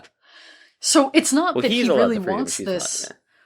That, but also, he wants her to fill this role that Rebecca was actually doing. Like, but he's not. He doesn't really love her. Like he doesn't. At first, But in the beginning, he wants someone there, right? And like he, He wants someone wants- that does the yes. same thing Rebecca does without being, maybe in his eyes as deplorable as Rebecca is, right? yeah, Whether yeah. or not she was To be- truly, To be clear, she sounds monstrous, but also, Yeah. he does too. But it's also yeah. But he, or in the beginning, when they're still in Monte Carlo and they're with Mrs. Van Hopper, who is the older lady, the comic character, I know. basically. Yeah. She says her like last little scathing line to Rebecca is like, "You don't think he really married you for love, right? You're just you're just a hole," basically is what she says to her. She's like, "What have you been doing? You've been blowing him or what? Like, how'd you get here in 4 days?" And she's like, "Goodbye and good luck." And she just when she's walking away. Yeah. And she says, "Oh, like Mrs. De Winter," as she like yeah. real sassy. She like laughs. Yeah. And the first time I was like, "Damn, like she is just pissed, huh?" I was like, "That's crazy." Yeah. And the second time, and then you're like, "Oh, she's right." "Yeah, she kind of got a point." Like, yeah, you're not wrong. Yeah. And also, the second time is after I've had a lot more time for them to like make those comments about how young she is, and I was like, "Oh, okay, like." This is supposed to be like a comically large age gap for the time. Yeah, and like 19 I should like frown upon 40, this. Yes, probably. Yeah. Right. I'm like, oh, I should be like frowning upon this heavily, and I was like, oh, okay. And so it framed a lot of the earlier stuff and like differently. It's like the memes about was it like Big Sean and like I think it was Ariana Grande or someone dating, but it was when she was very young, and like they were like. It's just like, oh, like he like picks her up from high school and he's like, oh, like what'd you learn today in math? And she's like, I learned fractions. And it's like when they're on the drive, like that's what it feels like because like they're not talking about anything. He's just like, oh, he explicitly says, she's like, I wish I was 36 wearing black satin and pearls, and she's like on the verge of tears. Never be 36. Please don't ever be 36. Yeah, like what? He's like, so it doesn't really get much more explicit than that of like, oh, he's like really into her because she's totally lacking life experience. Like this is the ultimate like problematic age gap depiction in that way because she doesn't know any better. The first time I watched that movie, I was like, oh, like that's what I was first like. Did he kill his wife? I was like, wait a second, like, but like, and then like I sort of forgot about it because that's like the only hint that, or like not even hint, like that's the only like time that he's like sort of openly, I guess, and not even the only time that he's openly aggressive towards women, but like towards like the idea of like an older woman. It's the first time, assumedly, it's like his wife was when she died, and it's like, oh, okay, like, weird, Which it adds an extra layer of humor to the interactions with Mrs. Van Hopper because obviously she's like nosy, busybody, social climber, obviously like don't want to be around her. But then his treatment of her where he's like openly mocking her and stuff, you're like, oh, it's just because she's a, nosy, busybody. Yeah, social climber, it's just, normal. Yeah. But no. But then you're like, oh, he just hates women. Like, Yeah. This like again, the second watch really great. It's like it's really funny how it because it underlines a lot of like the much shittier behaviors that like sort of, especially when you're like acclimating, I guess, to like the time that the movie was made. It's because quite a few times I was like, oh, these people are all rude as fuck to each other, and then like on the second time I'm like, okay, like this part is like meant to be like a scathing remark, and then this part is just because they are of like different social status, and I'm like, that's so fucking weird that like that's the like cloak and dagger approach, I guess, to like how they're sort of even like throwing shade at each other, I guess, which is very funny to me. It's interesting. It's fun. I think this is the best movie you can show to a person who doesn't want to watch an old movie. I think like even more than Citizen Kane, this is like a great entry point to like black and white old stuff. Go ahead. You could stop after the 11th word. I think that's the best movie. I think this is the best movie you could show to somebody. All right. I don't know if that was actually. I think. Like counting on your fingers. 12. Fuck. 12. My bad. Yeah. I agree. I think this movie, this is maybe the 6th or 7th time I've seen this movie. This movie's so fucking funny. Like, the way that they react to Rebecca, like, just being brought up, and, like, the melodrama of it, or, like, the theatrics, I guess, of, like, Yeah. the music being like, oh, Rebecca, she was the most beautiful creature I'd ever laid eyes on. And then Mrs. De Winter just kind of, like, looks at the camera and sinks, and then the score goes like, bah, bah, and it's just so fucking funny. It's great. And, like, not in, like, a campy way, but just, like, the drama is just, it's fun to see, like, the psychological torment of this girl who got in over her head, Yeah, yeah. And I mean, I know we keep saying this, they really are just such assholes to her. Like, all of them are being real dickheads, like, constantly, left and right. It's so funny. And the rat bastard, the cousin walking through the window. He sucks. Yeah. Yeah. He sounds so much... It took me till the second time I watched it this week to be like, man, who does he sound like? He sounds like Jeremy Irons, who plays Scar in Lion King. He sounds just like him. I was like, who is this guy? Like, I looked at his IMDb or whatever, and I was like, I don't really recognize him from anything. And then I was like, oh wait, he sounds just like fucking Scar and, like, every other movie Jeremy Irons is in. Yeah. He's got the villainous voice. It must have been great to be, like, back then when you could just, like, be a shitty guy or, like, a shitty woman with a certain face or, like, voice, and just, like, you knew you were gonna dine on that for the next, like, 30 years of fucking golden Hollywood. Yeah. Like, you can play that character in every movie, It's and awesome. even in, like, B and C movies, like shit that's, like, never gonna see theaters in, like, 10 years or whatever. Oh, dude, that's gonna be such a good feeling too. Like, I'm making my paycheck. Like, I don't give a fuck. Yeah. Like, ooh, another role for me? Don't mind if I do. Yeah. Like, bro. Yeah. Oh, this one I'm an incestuous cousin? Great. Yeah. How should I play it? Evil? Got me in. So, let's talk about the way this movie looks, because it looks fucking baller. This movie's so beautiful. It does look amazing. Can I just say, once again, Alfred Hitchcock gets a woman behind the wheel. Not necessarily behind the wheel, but, like, she's in a car, alright? She's in a car, yeah. This movie in particular, when I watched it, I was really struck by how, like, maybe not how much of a technical marvel it was, but at the time, I was like, it really struck me. I was like, this movie was a technical marvel, to be clear. I mean, I'm not doubting it, but I'm just saying I have no, like, experience or, like, ideology or, like, I don't know. I have no reference frame to draw from. But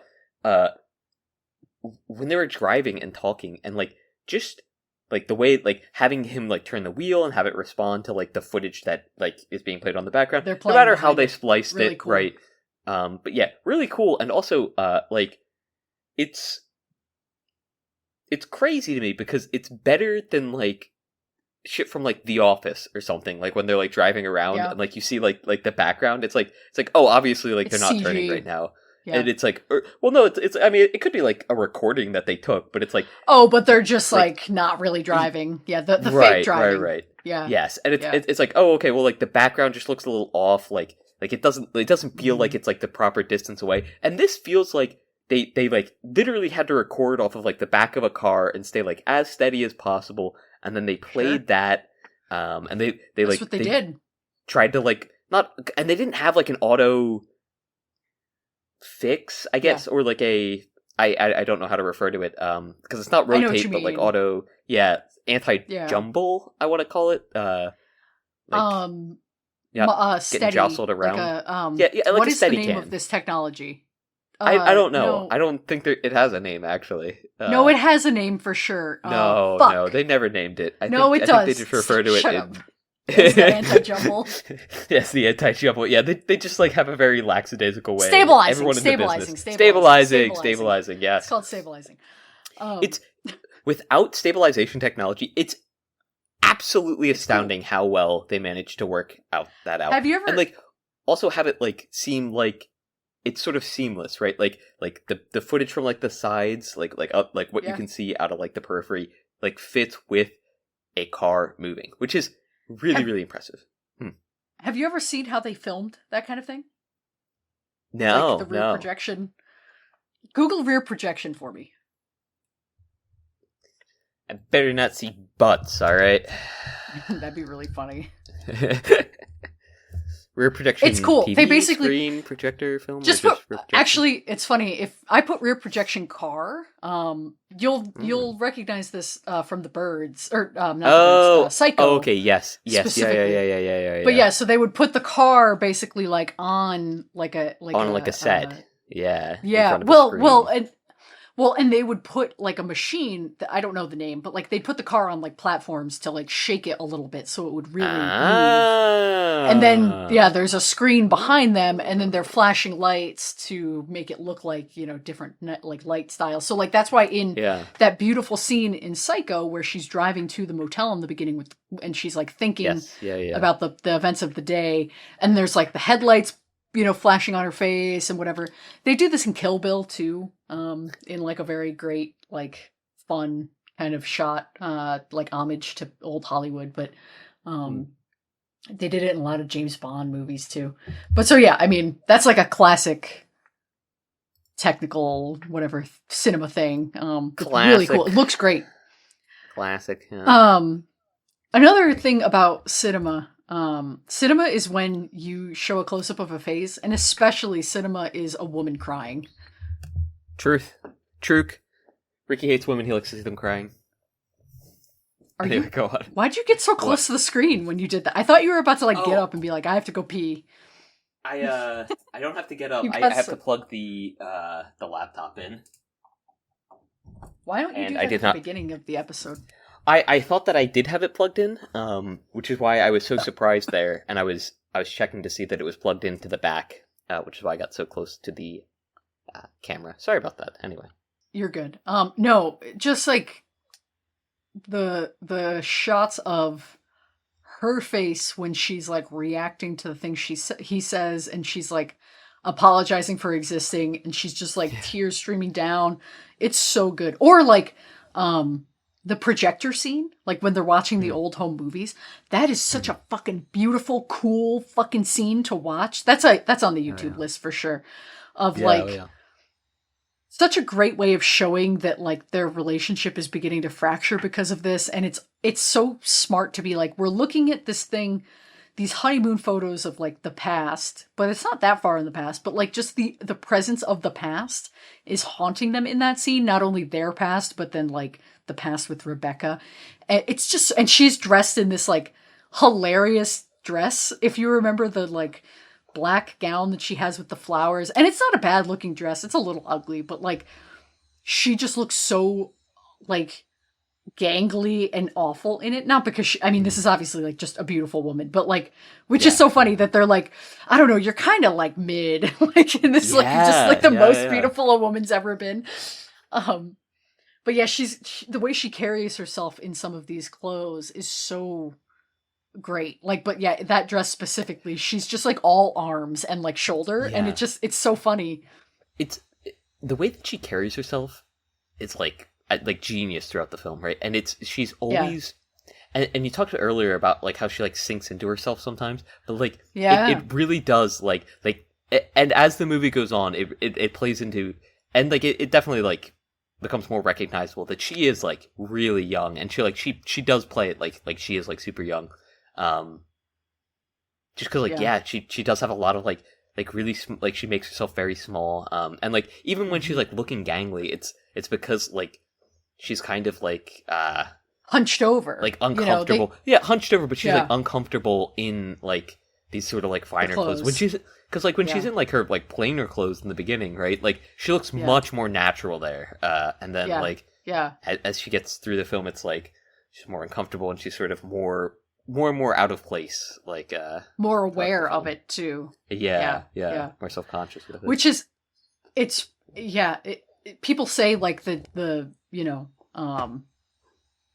clothes wearing a person versus a person wearing clothes, like as a fashion critique sometimes, like when for like high fashion, and this is such a good example of like those clothes are wearing her because she's so out of her element and like doesn't know how to even begin to carry herself with confidence in this clothing that she's not wearing it because she likes it, she's wearing it because she thinks that's what she needs to do.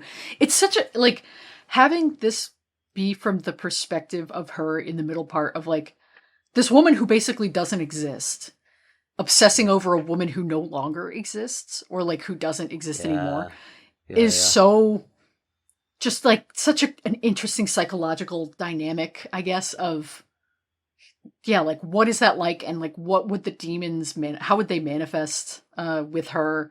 It's so endlessly fascinating. And the clothing really brings her to life. She wears these like, you know, cardigan sweaters and then like these long tweed skirts and like a flowery sundress. It's just it's all little girl like girlishness style. And you know, Yeah. obviously we Yeah. never see Rebecca, but you know, you can only picture what she would be wearing. Other than let's talk about her bedroom, maybe. But Oh yeah. go I ahead. was gonna say, other than the dress that we see, the new Mr. Winter wear, to the ball, right? Yeah, the Rebecca Yeah. dress. Yeah, Yeah, yeah. Which we know Rebecca, like, yeah, like that's like the only thing that we can draw a comparison to and say, like, all right, well, like, yeah. who would wear this better? And it's like pretty much any Who woman wore that it looks better? any older than that, right? Like, I don't Yeah, know. yeah. Not to be rude, but Well, like, yeah. No, you're not wrong. Well, and this is, you know, if you're thinking of Rebecca not as like a character, but as like an unattainable feminine goal. ideal, Yeah, right? Or yeah, like yeah. womanly ideal, or, you know, of like, okay, I'm wearing my like girlish sundresses and my tweed skirts versus like an elegant evening gown or like a, you know, this like ball gown. It's just, it's such a good way of representing all of the subtler complexities of like, you know, I can't please my man. I can't run my own home. Nobody respects me. I have no identity. I'm not elegant. People laugh at me. I have no hobbies. Like, there's so much more that's just emblematic based on those costume choices. It's awesome. Or something too when Maxim's sister and her husband come to visit, and she makes this like kind of shitty comment about her hair. She's like, "Have you ever considered like doing something else with your hair?" Ew, never mind. Like is how she Oh, frames it. yeah. And then that immediately makes her change her hair. And she's like, "Hey, do you like my hair?" And he's like, "What are you even talking? I've never thought about you in my life." Like, it's just it's a really great way of portraying a woman's insecurity about like her femininity. Yeah, yeah. Let's talk about the bedroom though, because you're like, Yeah, oh, yeah. okay, we get to see The her West dresses. Wing? Yeah. The Oh, well, yeah.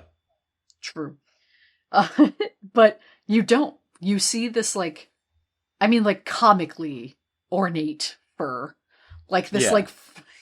The- There's like 6 tigers. I want to in rub it. my cheek Yeah. on it. All right. Yeah. But Although, then you, yeah, shout out, fucking, Mrs. Danvers. no. Oh. All we got is Brokeback Mountain. Shout out Brokeback Mountain. The rubbing of the cheek on the sleeve of a departed loved one. Wait. Did you just compare Mrs. Danvers to fucking Yeah. Ennis Del Yeah, I did. Mar? Oh yeah. Oh yeah. That's so crazy. Wait, when you take that down, when he Gay takes down rights. the Mickey shirt, says and gay then- rights. and he brushes it against his face. Oh yeah. Oh yeah. You're Listen- so crazy for that. Wait, okay. I'm saying this for the bit. I do anyway. Those straight people out there are gazing longingly at their partner's old furs and then rubbing their face on it. There are people who do that, but it's much funnier to imagine that they're not. Okay, Ricky says gay rights. Okay. Her, like the way that she goes around the bedroom is so fucking crazy and fun, and like just like horror movie villain shit. You know, the kind of horror movie villain you can't be anymore, where you have to like, you know, but like you could be like cartoonishly evil and melodramatic and like melancholy. Just it's so fun. The penguin style villain. Like, Yeah, basically.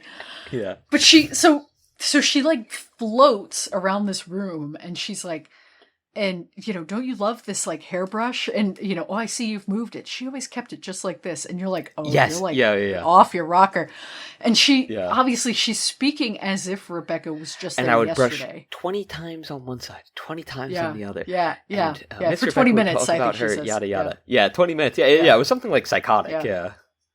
But then like the idea, you know, she goes to the closet and she pulls out this fur, and like you don't really see anything Rebecca would have even worn, really. Like, you get an idea of what she would have worn in her day-to-day by, like, what Mrs. De Winter puts on. Like, she buys the little black satin dress or whatever, but, like, it's kind of gawky and, like, showy. It's not necessarily something that this woman would have really worn. But then, you know, the only other piece of clothing besides... So you've got, like, the big fur, which is, like, obviously that's outerwear. You got the apple-bottom jeans. You got the boots with the fur. You got the whole club looking at her. She hit the floor? What if Flo Rida was in this movie? Immediate 10 out of 10. This movie becomes the last movie ever produced. No movies need be made again. The question, hey, do you want to watch a movie, becomes, hey, do you want to watch Rebecca? And no other question is needed again. Rebecca featuring Flo Rida. Yeah. So, but, so you get that. You've got the gown, the, like, whatever, the like, costume gown. And then you've got the negligee, the little nightgown that she wears. And which is so crazy that they were like, oh, this won't convey lesbianism. This is okay. And she's like, you can see my hand through it. Obviously that being like, she would wear this in front of me. We were together, you know, and like the way she describes that Rebecca would talk about her evening. And it's like, obviously they were talking about the affair she was having. Obviously like, they explored each other's bodies. Like, it's just crazy. Yeah, like, true. It's great. It's awesome. It's just such a like, and obviously like the evil, like, mean lesbian like older woman is like a horrible trope, but this is such a fun like. But she does it I don't from know. such a I place support of Rebecca love. like 10%. Like yeah, it's like, well she's like going cuckoo because she's like that's the part of me that goes, man, maybe Rebecca wasn't so bad. Like I don't know, like right. This woman loved her. Yeah, that's what I was saying. And like her cousin obviously was pretty fond of her, you know, and like everyone else was, you know, kind of loved her, you know, like. The fuck is wrong with this guy that he, you know, he's such a fuck up that she has to. Never mind. And she's got the embroidered pillowcases too, that have the R on them. I have those. Fun. Dude. What if this movie was Ricky? What if every time?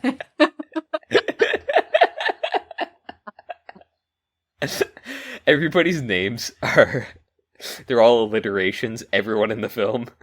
It's Wascally, yeah. Do not say your last name right now. Don't. I'm gonna cut this. I'm not. I'm just saying. Alliterations. Psychomantis. Sorry, go on. And then the second scene in the bedroom where she's like, kill yourself. Please kill yourself. Have you considered killing yourself today? Is... also kind of crazy that they showed this in 1940 because she's basically like kill yourself, like she's not like she does, hinting at it really. She looks like a nun there, and it's really funny to me because like just because she's in like the all black and like she's not wearing a hat or anything, but like all black, like very, you know, like tied back hair. She's very nun-like in this movie. And she's sort of like holding her arms like very like officially. She's like, I've opened the window should anyone wish to throw themselves out of it. And it's like it's so funny to like essentially be saying like kill yourself while dressed as a nun, right? Like I don't know. Well, and the shot of her like basically whispering into Mrs. De Winter's ear, like "do it, is so funny, like and classic and iconic.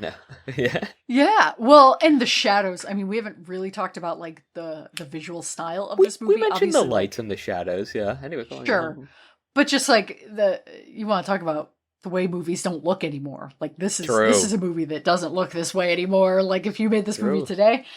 They're not afraid to, like, cast these harsh shadows or, like, lights on people's eyes to, like, accentuate them. And in that scene in particular, it's so... You know, you have Mrs. De Winter's, like, just, like, impossibly pale face. And then, you know, Mrs. Danvers is, like, hunched over her like a crone, basically. Yeah, or a nun. I mean, take your pick of scary old lady trope. But it's great. And she's cast in shadow. It's awesome. She feels evil. She feels like straight up evil. It's awesome. Yeah. I want to talk. One more scene I really want to talk about is the reveal in the shack. So like, love an old shack.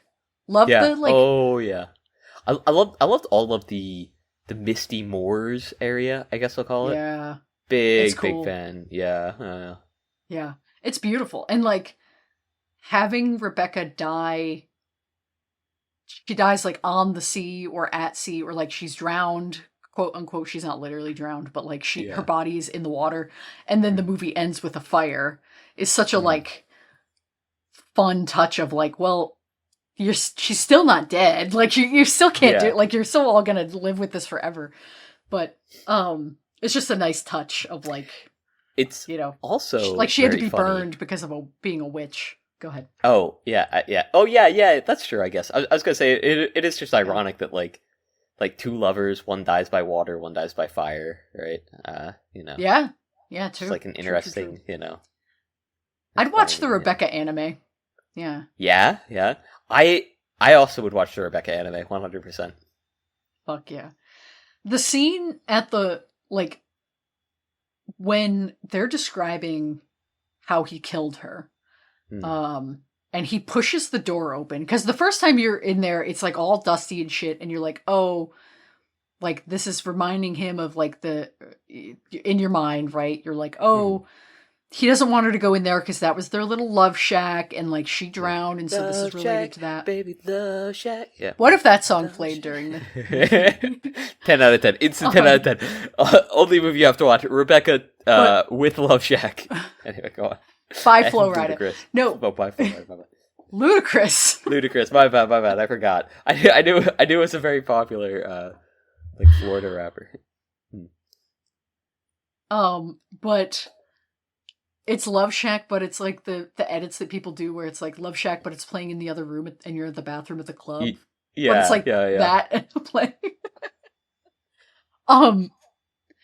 No, when she first visits, it's all like dusty and whatever, and you're just like uncomfortable because you're like, oh, there's memories here, like whatever. But then when he is describing how he kills her, and he pushes open the door and like kind of mimics her falling, or like and it like just shows like a pile of rope and an anchor, basically. It's like grotesque. Like every time I see that shot, I'm like, oh, it's a body. Oh, it's not a body. Like it feels like limbs piled on top of you, like just like meaty, like this big pile of like huge rope is just, it's creepy to look at. Yeah. Oh yeah. I think when he says I hated her, it's like the best scene in the movie, maybe. It's so fucking great. The way he delivers it is so like, he's like, can't believe that he even has to say it out loud, as if it's not very not like, or as if Obvious. It's apparent that he hates her. Yeah. Yeah. Because he's like, his delivery is oh, great. I loved her. I couldn't stand her. I hate her. Yeah, he like spits it out, and he immediately lights a cigarette. Yeah, he has to get the taste out of his mouth. That's what I'm saying. He spits it out. He's got to get the taste out. Yeah. The meme a refreshing, that I almost sorry. He needs a refreshing cigarette. Yeah. He the meme I almost sent you last night was or whenever it was the other day was the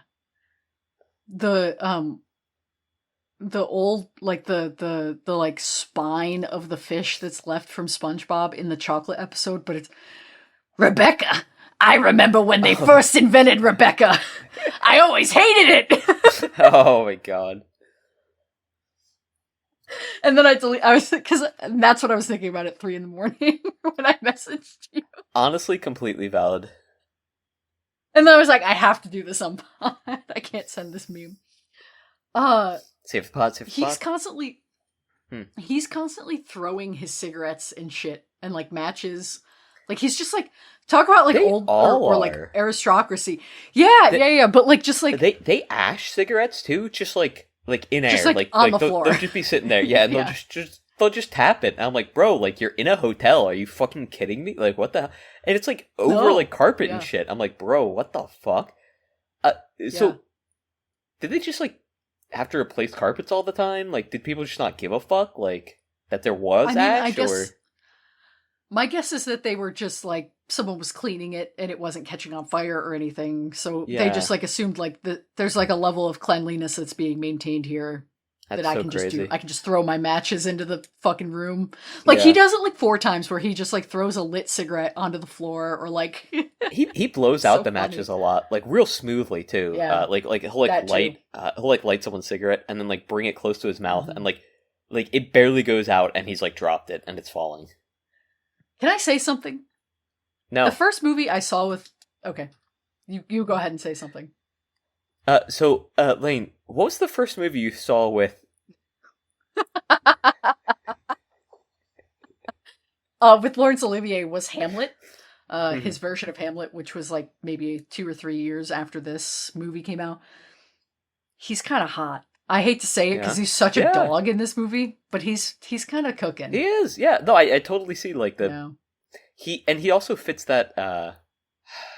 There's like a 1950s like attraction, like attractive men, like what they look like, and he's on like the more like boyish side of it, in my opinion. Like he doesn't have that like He's that rugged Yeah. look that I feel like a lot of men at the no, time had. he has like an aristocratic theater look versus like a Rock Hudson, like because he's British, so he's like I Yeah, think the yeah, British ideal of a guy in like the 40s of like, you know, I've got like a square jaw, but I'm slender. I've got a like, you know, like strong eyes and you know like a full head of like light-ish hair. But then like So yeah, that's- your that's Rock why Hudson's Army or Hammer, Yeah. like is a kinda seems weird like he would phenotype fit. for this movie. Well, yeah, he's sure. he's like right on the edge. It's like because he fits, I think, well with like I think the casting does kind of fit pretty well with him, but like he needs to be styled a very specific way for it to work, right? I think he's too like American. I think is like the big He thing. is pretty Like, American, he's yeah. just too he's too like he's more who did I just say like 3 times who's in All That Heaven Allows? Rock Hudson. Like Hudson, yeah. he's too Rock Hudson-y, where he's too like Yeah. kind of like a straight, like more of a Like narrow or angular face versus yeah, like a I like a don't know. more like yeah. Like this guy's face is like sculpted, you know. What's his Right, face? but he has like a yeah, Olivier. in Rebecca, yeah, Olivia, he yeah. he's got like a more highbrow face. Like not to like dabble in eugenics or anything, but he does Yeah, he like yeah. evokes a very like, and part of that is because he's was part of building that image, I think, but he Yeah, does have like yeah. a classic like, you know, rich older like person from the 30s 40s like kind of face, especially Yeah. like English, whereas like, you know, Army Hammer's a little more tan. He's got like lighter colored, you know, eyes His and hair. features like, are also just like slightly softer, right? yeah. I mean, maybe it's just the pictures I'm looking at, but like, Well, and like I feel like Olivier is like very classically Western handsome, whereas a lot of these other guys that we're mentioning have like crooked noses or like kind of like, and I mean this lovingly, like Rock Hudson's a very handsome guy, like kind of like a weird nose or like big eyebrows that are a little bushier or like, you know, things that add more character, I guess, versus like the refined type of handsome that we're. I mean, you know. also the brow line, right? Like, Yeah. Olivier has such a distinct brow line, and like his eyes are like Yeah. set a bit more into his face. Yeah. So Yeah. it's he it's has like very really like super soulful. striking. Yeah, and it lets him Yeah. brood really well. Like like Yeah. this guy broods like no one's brooded before. Right? He's a brooding motherfucker. I just wanted to say that. Yeah. I bet you did. Yeah. I'm trying to think of like who would be good casting for him today. You need like a really pretty, like honestly, if he were like a more intense physical presence, like Chalamet could probably do it.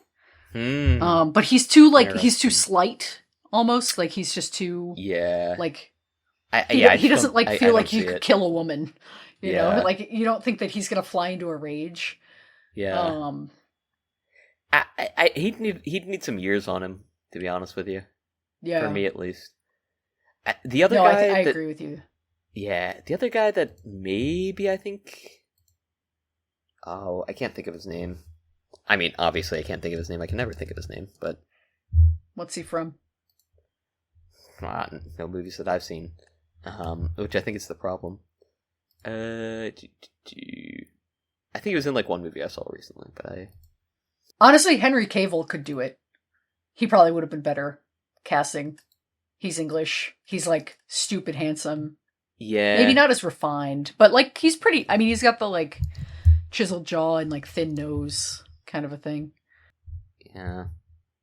I was thinking Glenn Powell, and now that I'm looking at him, I don't see it anymore. I Yeah. don't know what I was thinking. His face is so tiny. Tiny. It's really tiny. It's really tiny.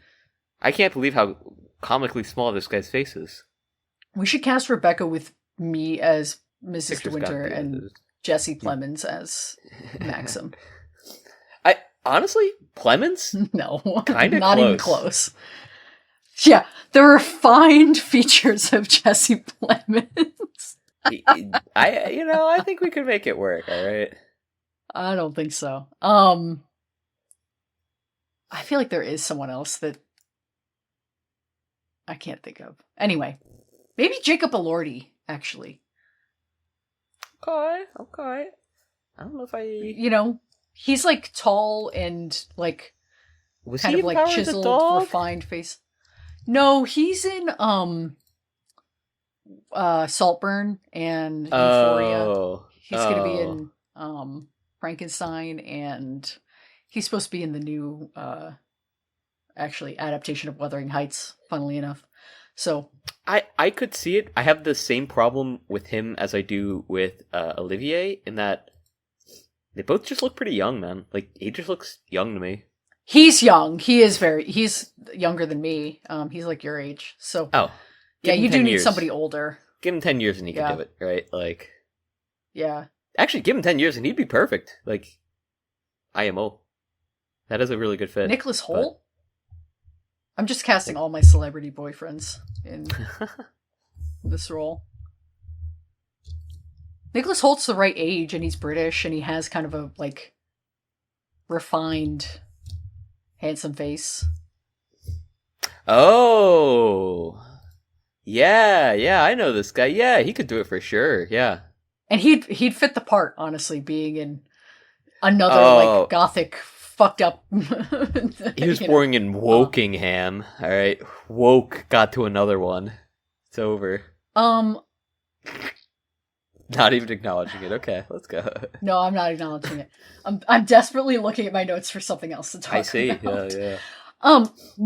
The last kind of thing that that I had in my notes here. This is about to be an all-timer length of an episode. Is go ahead. No, I was just laughing. Go on. The technical stuff you mentioned. Did you notice all of the painted backdrops and miniature work in this movie? No, definitely not. I noticed some of it. I didn't notice all of it for sure, though. Sure. Well, Yeah. yeah. Fuck you, man.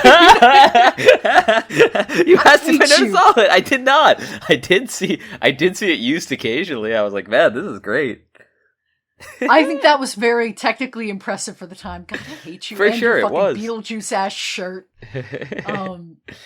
Beetlejuice. The matte paintings on the second watch. There are so many scenes where they're used, for like the library or like the hallways or like whatever in the estate, like inside. And it's so clever because they'll show her walking up to them and then cut away pretty elegantly before she actually gets to them, so you don't realize that they're, she's not like stopping right at the edge of the painting. So Yeah. it still looks real. Like, it's very clever. Like the Yeah, editing is yeah. clever.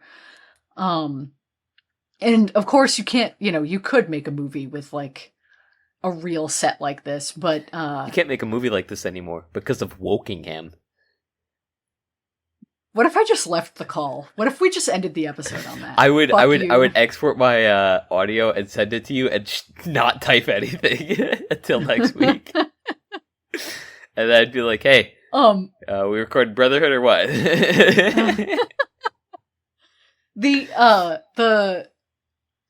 the big sets or like the big matte paintings that help to make the sets seem bigger, same with like the chandeliers and whatever, they do such a good job of like dwarfing her physically, which is, you know, in service of the themes of like her being, you know, just overwhelmed by the presence of Rebecca in this like house that she can't control.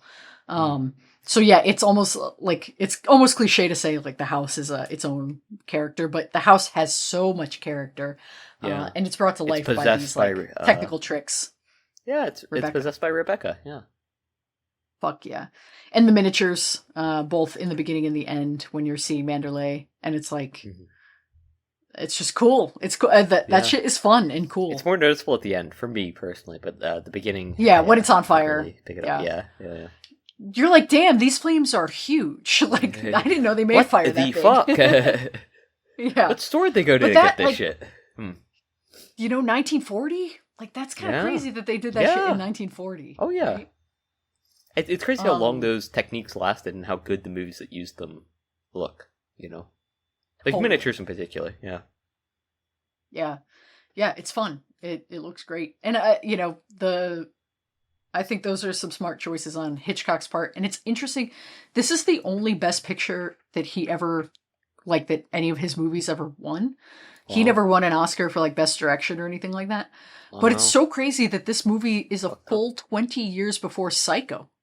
Yeah, like, yeah. He had a long career. And, like, it's crazy that it's, like, he didn't even peak with this, like, masterpiece. This is my favorite of his movies, but, like, he had another one in the chamber. Like, it's kind of crazy.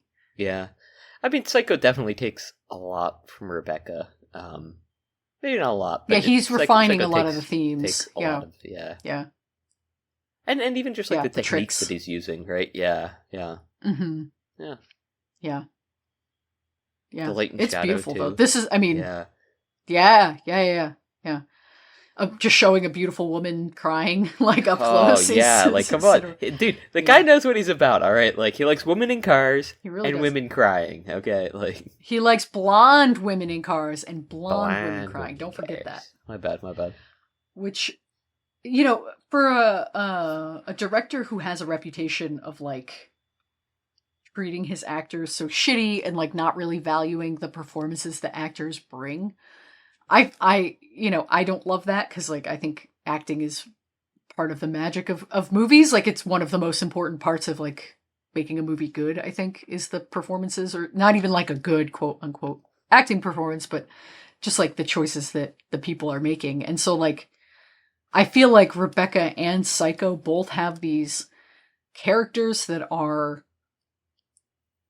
kind of empty or could be empty, where these are like very plot driven movies and like mystery and intrigue and like violence, but then the characterization where there's like these extremely broken characters that the actors are bringing life to. I think in spite of Hitchcock's direction, like Rear Window is a nothing movie. I'm sorry, I love Rear Window, that's a fun movie, but like there's nothing to that character. Like, I don't see anything in that character. Like, that character's whole ethos is like, sorry, baby, I'd fuck you, but I'm too interested in spying on the neighbors. Like, and I mean that with love. I think that's a fun movie, but like, you know, so in these two where he's portraying these characters who are, or bringing life to these characters who are, you know, could also be empty. Like, I don't think that's Hitchcock's strong suit, I guess is what I'm getting at. Yeah. And so, my two favorites are the ones where the actors succeed in spite of that. You know, The Birds is nothing. There's not like a lot to those characters there. Yeah. Especially like their love story isn't even like fleshed out. Like it feels very... It's abandoned. Yeah. It feels really not stilted, but like abandoned. A lot of sort of ideas feel like sort of abandoned at points. And then they're just sort of like, yeah, well, they are now, like, functionally married and living together. Like, it's like, oh, okay, cool, right. Like, she's just a part of the family now. Okay. Yeah. It's interesting, yeah. Just a great movie. A great poster. Yeah. Oh, yeah. The poster's so clever, where it's like, it's her diary. It's like the Book of Rebecca, you know, and they're not even, like, the center of the frame is the name Rebecca, and they're like looking at her or like looking off at her is just such a a great touch. It's a fucking amazing poster. Yeah, as she haunts the Yeah. Mandalay. Well, and is that supposed to be her? Is the Oh, I you know, assumed so. Yeah, is okay, it? maybe I'm wrong, but yeah, I don't know. No, but I mean, is it could be. It might not be because you know, we don't know. It could be her too. You know, Mrs. De Winter. I don't really picture Rebecca wearing like a white rock, but I imagined this is like just the ghost of her, so it's like the sure, the apparition. Yeah, has to wear Yeah. white. You know, it's in the rules. yeah. Like, sorry if you're doing a haunting, gotta wear white. We didn't make the rules, all right. He specifically said no. If it's a black wedding dress, satin, even better. Yeah. No, Yeah, no black true. satin dresses. It's not happening. I feel like we didn't talk enough. Is that crazy? It is, because we're coming up on 2 hours. And I was going to ask if you have anything else to say about this movie, because we're both starting to yawn now, Lane. I have to go see another movie after this. Isn't that crazy? Is it also Rebecca? No. Although, honestly, if this With movie Flo were playing Rida. tonight in theaters, I would Yeah. go see Rebecca with Flo Rida. Yeah, hell yeah. No, I guess not. I guess that's it. Yeah. I think Hitchcock's impulse to end the movie the way he does, it's kind of funny how he condenses that impulse in Psycho. Like, it's the same ending like we talked about, but like Yeah. Psycho, he has the grace to do it in like 4 minutes instead Yes. of like 15. Yeah. So yeah. And he also does it in a learned, closed but- room. Like, there's no... Yeah. It's not like several locations where they're Transition, yada yada. yeah. No, closed Right. room, in, out, done. Yeah. You know, I guess one thing that I do want to mention about the end that I kind of wanted to talk about was how insistent she is to stay with him, because I think she understands that like she's not really anything without him, right? Like Mrs. Yeah. De Winters does not exist without Mrs. De Winter does not exist without Mr. De Winter. And so Yeah. Well, right. Yeah. She's made this her identity. You know, she Yeah. went from like, she had an identity, but then her father died. And so then she was basically like cowed into this thing with Mrs. Van Hopper. Then now she's with the husband.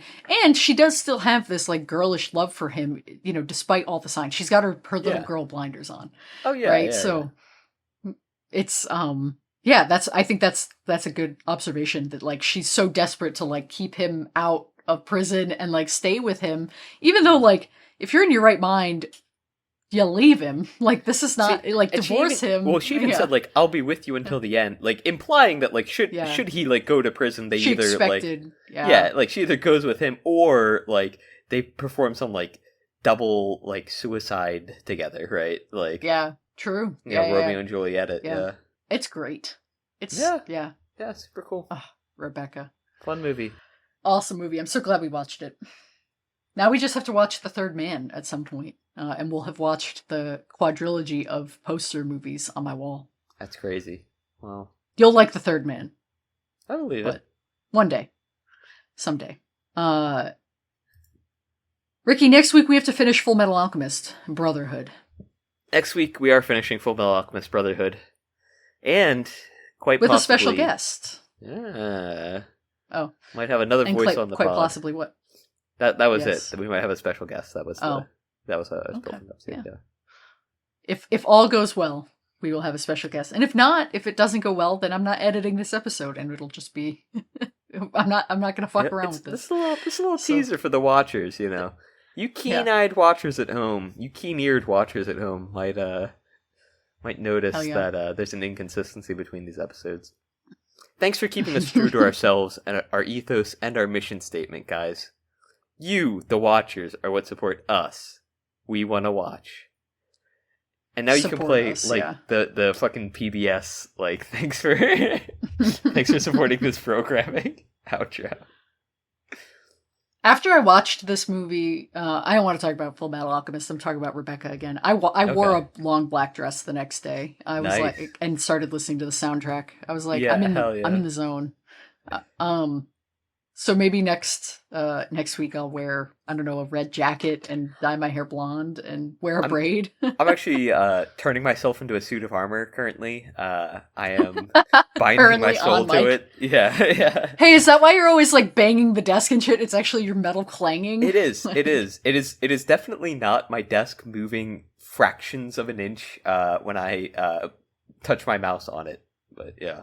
Why do you have to touch the mouse? I don't understand. Well, if I'm on Wikipedia or something, or so that I can make sure that the recording is still going, I have to make sure that the monitor is still awake. Well, I would rather the recording stop and I not have to edit all of that shit out. No, you wouldn't. Not really. Okay. You just wouldn't. No, I wouldn't. Next week, we're finishing Full Metal Alchemist, the last 3 seasons. So, for the end of Full Metal August, we'll have watched all of the 5 seasons. So, watch the next 3. Hopefully, this has given you enough time. If not, I feel like well. Yeah, hopefully it has. I feel like it. Yeah. It should. Yeah, a month. Yeah. Yeah. Yeah. When we lost Toronto Tim, I was like, it's over. It's like, over. No one is listening to the show. Yeah. But hopefully we're so back now that we're doing 2 weeks of real movies. So. True. But okay. Shout out Toronto Tim. Cool. Shout out Tim. Yeah. We should have him on at some point. Are we ending or? Dude, we have to have an ending. We've been doing this with no ending for Awful August. It's awful. What's another Flo Rida song besides Low? Is there another one? Did he do the song Whistle? My friends drive a Flo Rida.